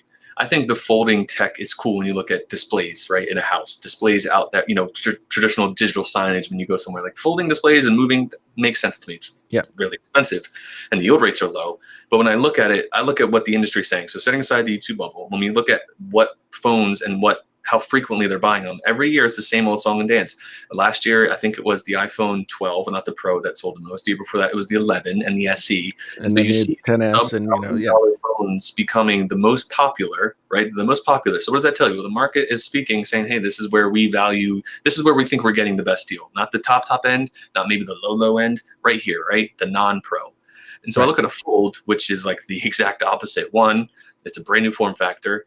Has a hot, even Samsung, when that first release, you can say they botched it, you can say it was the reviewers, regardless, they got bad press. It's expensive, and it's like the use case for it. It's like, who is going to go into a store and see an iPhone 12 and an S21 and a Pixel and go, no, I want to spend triple that, and I also want it to maybe break, and it's also annoying to carry. And so again, there's that, like, we need to really get out of the bubble for a second. And look at it in a broader sense. And I know there's like the Samsung Knights. And listen, sometimes I'm one of those people. I think it's cool. I'm not saying they shouldn't do it, but when people go, it's the next frontier, I'm like, no, it's a 3D TV. Yeah. That's all it is. And 3D TVs, like, again, they were fun. They had limited utility, and eventually they went away, and we got more interested in more practical technology like OLED. And so it, again, 3D was like an iterative step from one thing to the next, They needed to get interest into something new, and so they create their own hype. And and people hear this. I'm not saying like the Samsung, that they shouldn't do this. I think it makes sense, and I think if this is like a byproduct of pursuing those rollable displays and all that stuff, then it's cool.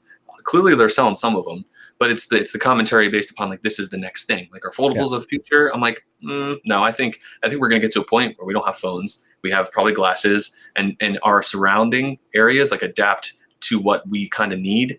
And folding phones aren't it. I mean, they're big, they're expensive. It's just, I don't know who's buying them. I've yet to see someone in person even have one. And I live in New Jersey. It's pretty populated here. I've yet to see a Z Flip or a Fold 2. You know where I see most of them? On YouTube. That's the only place that you see them. Yeah. Yeah. It's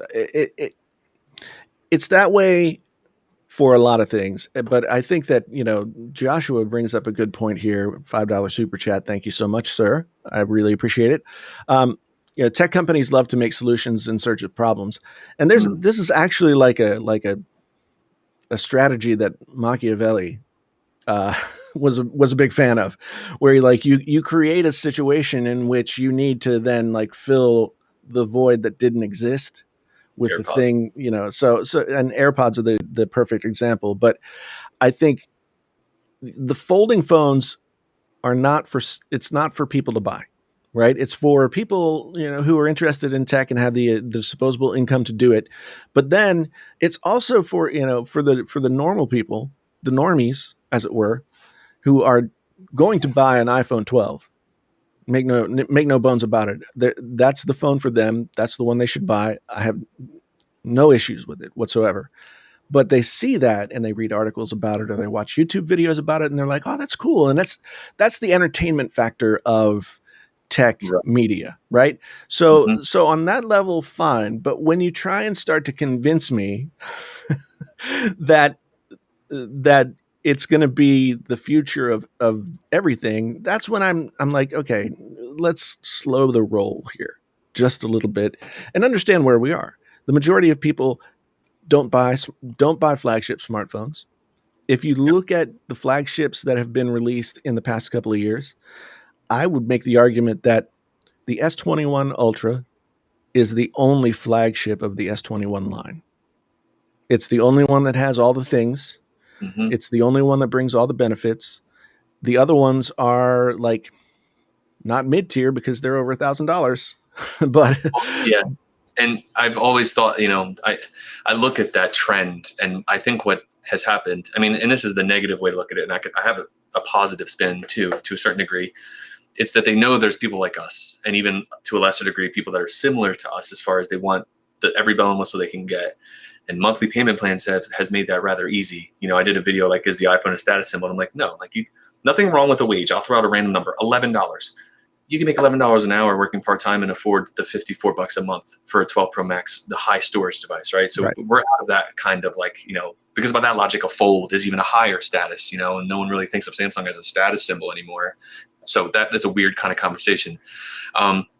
But for me, when I look at like the trends of, what are people willing to pay for these devices, and that bubble we're in, again, to your point, it's like, it's not it. This isn't it, Right. Yeah. And I don't know what the next thing is. I think it's like where Apple's headed. I think it's kind of smart, more of that health oriented, blood glucose potentially. All of that stuff is the future. But I have a hard time believing that, and I know I sound like a negative Nancy, and I even forgot what that one point I was going to go to as far as like the negative side of things. But, I think you do a good job of representing the reality sometimes. And I think that's needed. And again, I don't know what the future, the next thing is, right? Maybe it is the Apple Card. Right. I don't know. But, I think looking at it from both perspectives is kind of key. And, and I think you do a pretty good job of that, and there's other people out there for sure. Like Dave 2D, someone mentioned. Absolutely. Very honest. No, and I appreciate that. I mean, I'm thinking about this, like, sometimes it's like, should I have made this my job? But on the other hand, the reason I made it my job is because I wanted to create content, writ large, whether it's YouTube videos or live streaming or music or, working on more writing or whatever it is.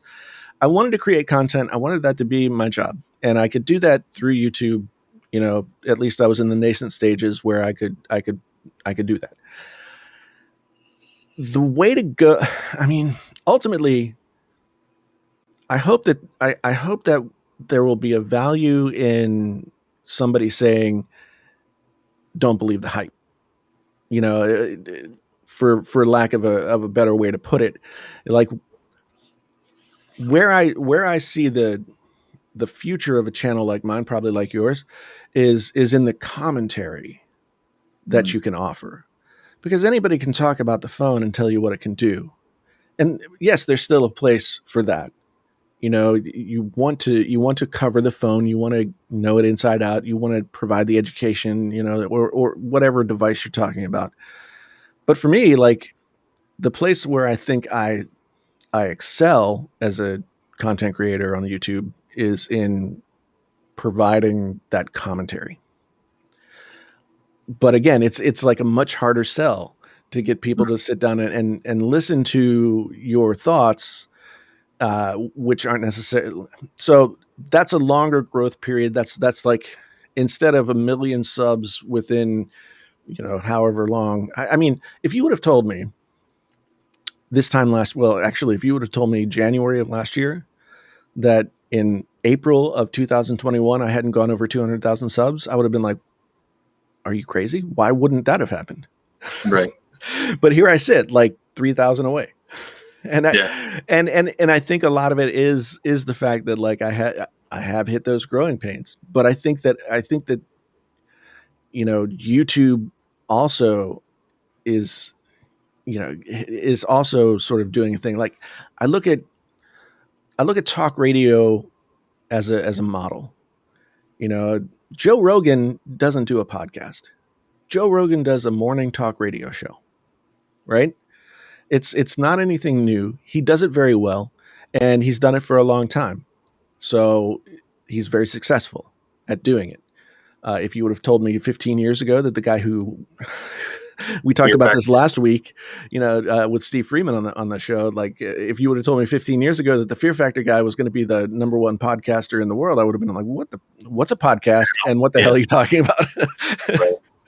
But, I just think that I guess it's incumbent eventually on everybody to say, okay, this model, like, I'm doing well with this model. This model works for me. I'm gonna keep going with it. Or this model is not working for me, and yet so I need to find, like, whatever model does work. And it's just weird, because I think what I get hung up on a lot of times is like, I've had a lot of success on this platform, so it shouldn't, like, part of me, the negative part of me says, well, it shouldn't be this hard. how are you fucking this up? You know, like you should be growing quickly and doing all the things. But the other side of me sits back and says, but you know what you would have to do in order to do that. And I think that YouTube eventually will be that same thing, right? Eventually, YouTube won't just, all the views won't just go to the clickbait.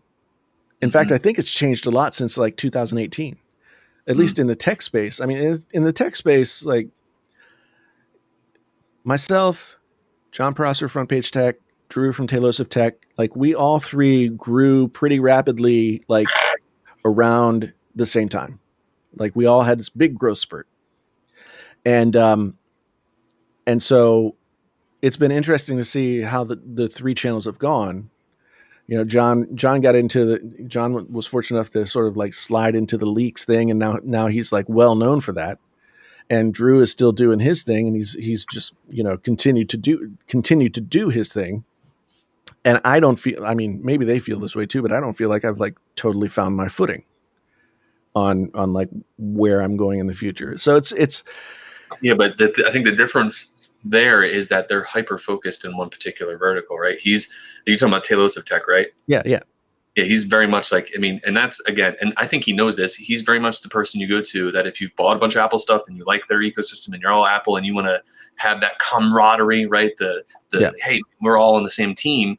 You do, but here's the thing that I think is, and maybe I'm not saying this is going to happen. I think that you reach a limit, you reach a wall with that.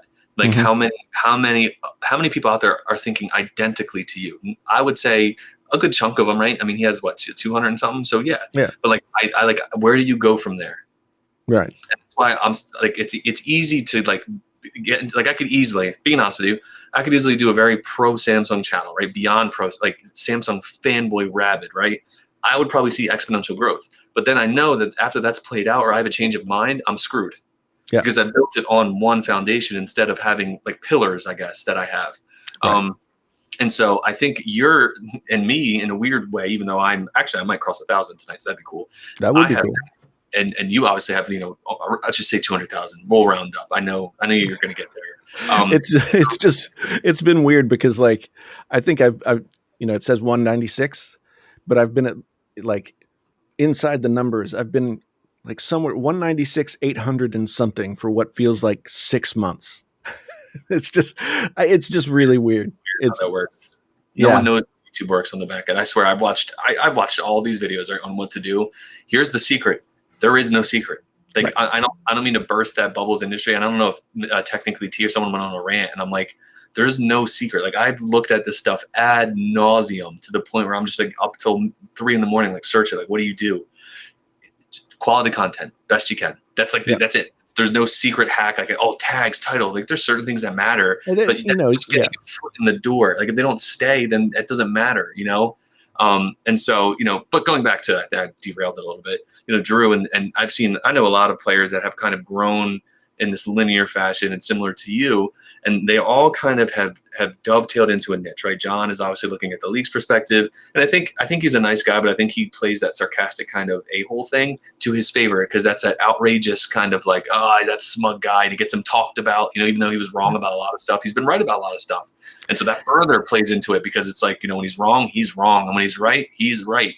That polarization is very key to this, and if you truly care about tech and you don't want to fall into that, it's very hard, I think, I don't want to be discouraging to myself or you, but I think it's hard because you want to be more agnostic in your viewpoint, not in a milk toast way, but like, I like all tech. I want to cover it all. There's very few channels that cover all tech that I think are like Marquez is like, again, the pinnacle, but it's hard. A lot of the tech channels I see that take off, they focus on one niche, but I don't want to limit myself to that, and I think you've even said that about yourself. Like, I don't want to limit myself to just this. So. Well, and that's the problem. Like, if you initially, what you have to do to grow initially on YouTube is different than what you have to do in order to sustain, or at least it.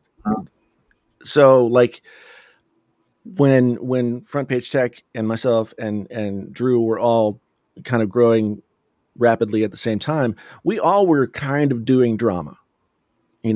John had been doing drama for a long time, and Drew, I think a lot of it was just kind of like his personality, kind of an acerbic sort of wit or however you want to phrase it. And I always am a little bit sort of leaning in that way, but it was like for a period of time it worked. John built it in. Okay, this is going to sound bad, but John built it into his act. I mean, from long before, it was part of Front Page Tech. Was John Prosser, the character guy who hosts Front Page Tech, is that guy that you just described. Now, is that John Prosser the person? No, not necessarily, but that's who he portrays on YouTube. That's the thing that he's built. Drew, built his thing, whatever. The problem with this is actually like how I am. As frightening as it is, like I am the way that I am on YouTube talking about stuff. Like I get animated, I get weird about stuff. So like whenever I found myself in that position where it was like, well, the drama was working, I was like way over the top and hyperbolic about Apple, and it got me a bunch of views and a bunch of subs. And then I realized but I can't, but that's not sustainable. So what's the sustainable model? Like you almost kind of like you climb and then you have to plateau and maybe sort of like go into a little bit of a valley and figure out what the next route is. And I think the misconception is that when you get to X point, then no problems, right? But what I've come to know, not just from my own experience, but talking to other people who I've gotten to know since I've been doing this, who also have much more success, been doing it longer, et cetera, et cetera. Like all of these things are problems that we all recognize. Like we all deal with like, oh, that didn't get very many views, and it's all relative. Like one person's didn't get very many views might be 300,000 compared to 1 million. You know what I mean? But I think we all still deal with it. So it's like at the end of the day, the only thing that this is what I wanted to get to. And I think I told you this, like when we were talking back and forth on DMs, like the only thing that you have control of is showing up, making the video, putting it out, showing up and doing the thing. That's the only thing that you have control of. And you learn little bits here and there, nuances of what works better, what doesn't, et cetera, et cetera. That stuff changes a little bit all the time.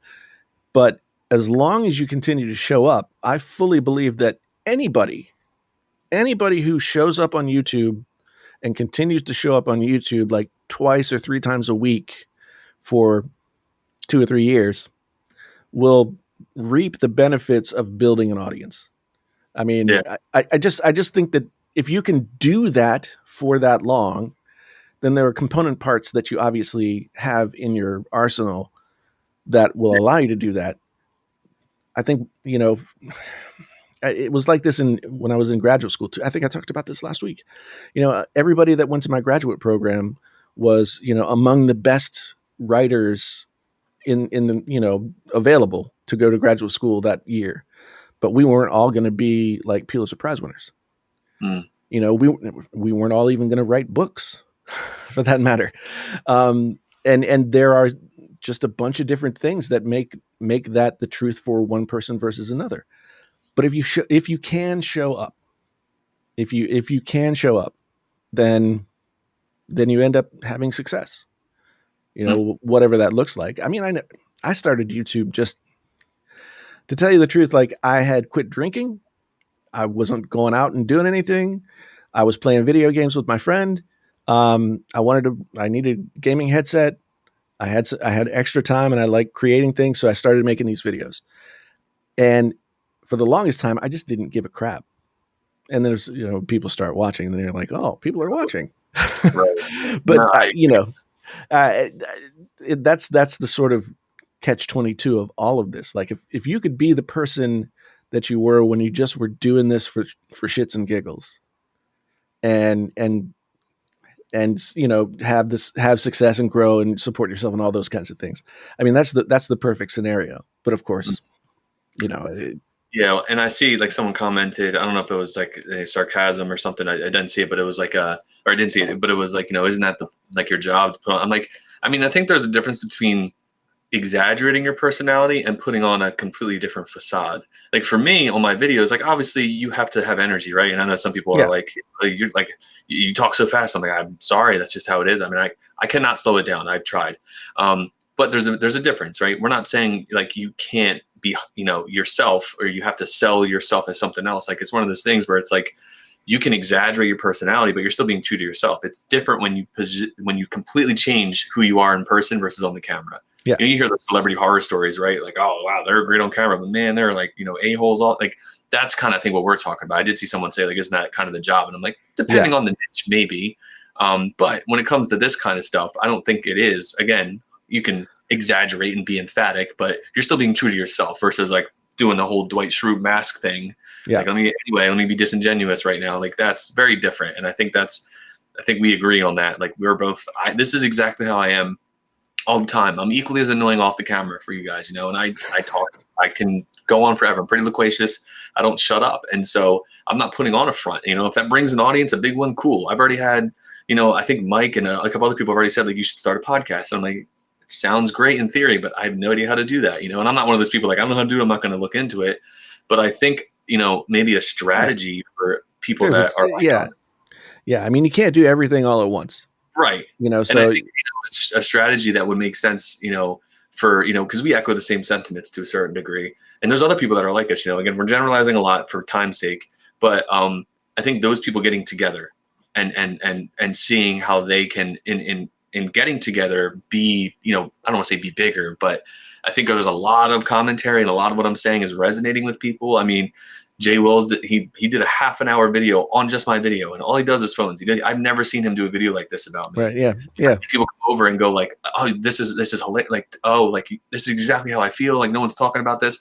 And then what's funny is he didn't tell me he was doing this. I found out organically, and then I didn't even know this. I published a video joking about the whole I'm switching kind of BS that is, and he literally commented out. He goes, "This is exactly what I told people." Like, people know that this game is being played, and they understand there's like this weird kind of, you know, it's being demystified, but it's also still kind of like arcane to most people. But they're starting to see it because, again, now that we've created this bubble and then we're only catering to ourselves, like we see things now and clearer than we did maybe in the beginning of things. And so I think you're right. I think we're going to get to this long form kind of commentary. What we're doing now, I mean, we're almost going on, you know, 3 hours here. Yeah. I'm probably going to hop off in 7 minutes, but I really do enjoy this type of conversation more than putting a video together. I love both, but this to me is fun. You know, it's organic. There's engagement. I like that. Yeah. I'm the same way. I mean, like, so maybe the two of us in the same stream, like we would just like explode. But yeah, I mean, I can't remember the last time I went 3 hours on a that's what she said. Sorry. But you know, but no, it's true. Like Michael says here, I think one of the things that was part of YouTube's attractiveness was the authenticity available at, you know, right at your fingertips. Right.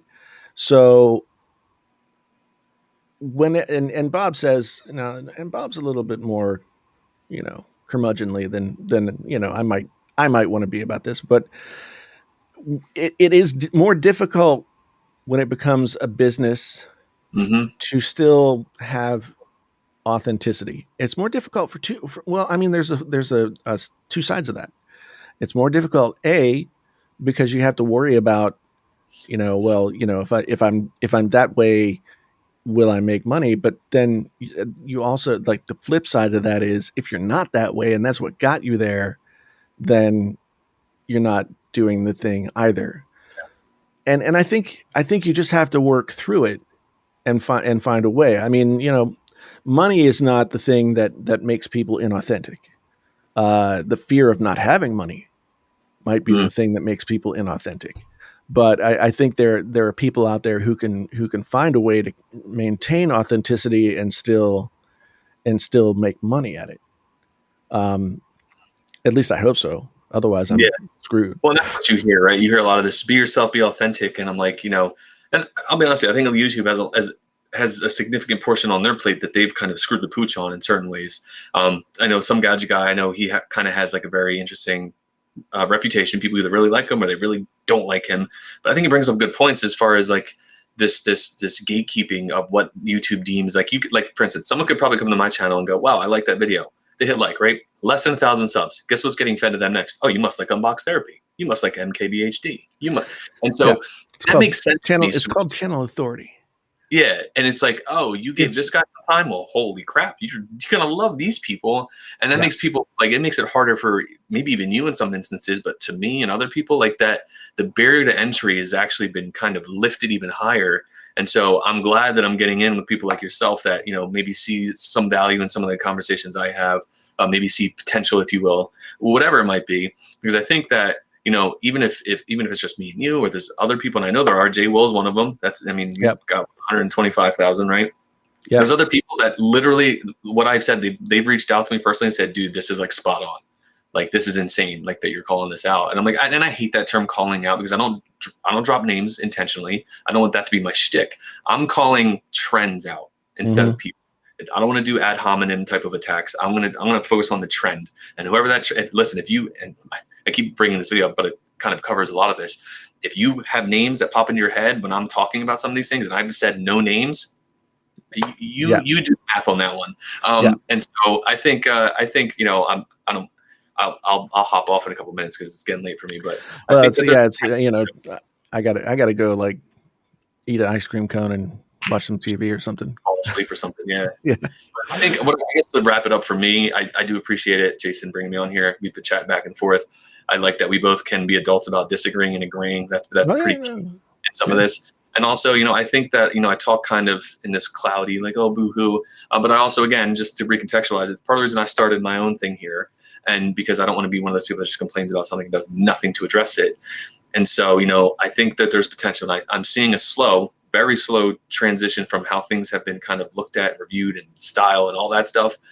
I'm seeing a slow change into that. And that's what also ignited this, because, again, we talk about Joe Rogan and we can love him or hate him, whatever. But he did bring up something that's not unique to him. Other people have said it. You know, you have to look at a market before you get in. And this is a market, right? You're doing it to one degree or another. It's a business at the end of the day.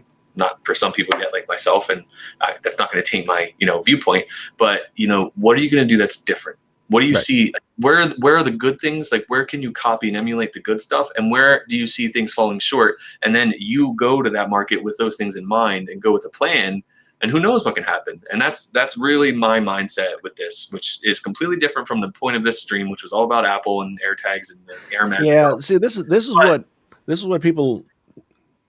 people figure out with my live streams, is that eventually it all comes back to this, like, because all of these conversations, I mean, and I'm not saying that like that it all comes back to talking about me and my channel. It's not that. It's, you know, yes, Apple is the reason we're here, but yet like all of that stuff filters down into topics that are more sort of central and foundational. Like, how are we covering these things that are just being released, and what does that process look like, and is it going to be accurate to, you know, whatever degree? And so it is interesting, man. I try to like silo these conversations off, but it's really hard to when you look at this little bubble, even though there's hundreds of millions of us watching this kind of stuff. It's still, you know, I think it's a conversation that's good to have, and optics is key for a lot of this stuff. And I think, you know, I think if we can all get together to some degree or another and just keep chipping away at this, I think the tide will turn into our direction. Maybe not favor, but I think it'll get us, you know, you past maybe the goals that you have and me to wherever that might be. I think there's positive momentum, slow, but there. I think the important, this is going to sound like, you know, a little hippy dippy or whatever, but the important thing is that if you're somebody who cares about doing what you're doing in a way that aligns with who you believe you are, and you're able to then be successful with that in sort of like in opposition to the trends, right? Then that is valuable success, right? And I think there's always going to, like, so with the Joe Rogan thing, with, you know, look at a market and figure out where you fit. It's like, for me, I looked at the market and recognized like I didn't fit in a lot of ways. Like there were things that were not being said, not being done, not, and not to say that I'm like, the content cop of, well, maybe I am the content cop of tech YouTube or whatever, but like, it bears some sort of recognition that, okay, these things are happening. Now, if I wanted to exponentially grow my channel, I would just do response videos to every unbox therapy video. Or like, and I've done that to a certain extent. I mean, the channel grew a lot when I did the Can You Trust series. And you had the same instinct when you were, doing videos about other YouTubers and about influencers and stuff like that. I mean, those are the questions that people find really, really intriguing. And I think one thing that I ran into, Can You Trust kind of ran its course in that, like, I did 25 of them, and it's like, how many tech YouTubers are there that I can, I can do videos about that enough people would want to watch, right? So it kind of ran its course, but now I see potential for, one person that I've never done is Mr. Who's the Boss. And I have questions about that guy. but I've met him before. He's a very nice guy. Very, like, I met him at CES last year, and he's a very nice guy. But, like, anyway, that's another topic. But sure. But yeah, I think it's worth having the conversation. But what I found was, after a while, because it became drama, it became exhausting. And so how do I do it and still just have the healthy conversation and not get torn apart by the drama? Yeah. I don't know how people who live on drama, I don't know how they do it. I don't either. So, but yeah, man, this has been a great conversation. I really did enjoy it, and I hope everybody else did out there. I don't know, like, for some reason, when I went like to all the different screens, like, the number of people watching went away on my screen. So I don't even know how many people are watching. I know there's over, I don't remember what number I saw. It looked like a good amount. I'm sure people have dropped off, but I appreciate you having me on the show. I know it was last minute. It definitely means a lot to me. We'll get together again, whatever the topic is. I know I've seen a lot of people already say, you guys, get on a weekly thing. And it's like, if you only knew what that would look like for us weekly, like, you know what I mean? But we'll chat it up. I appreciate it. And I saw some of my little subs over here. So I appreciate all of you. And we'll tweet it up and we'll hang out again, I'm sure. Yeah, definitely. And everybody out there watching, thanks so much for being here. I really do appreciate it. Everybody who super chatted, thank you so much. Steven re-upped his membership. I appreciate that. If you want $2 to be a member? Yeah, whatever you can do. And if you can only show up, that's awesome. I appreciate every single one of you. So you guys have a great rest of the evening. Be back again Friday. I think I'm going to do a morning stream on Friday. And so I'll let you guys know when that is and what the topic is. I'm sure it'll be Apple related because that's the news this week. Yep. Anyway, thanks so much, guys. Jason, David,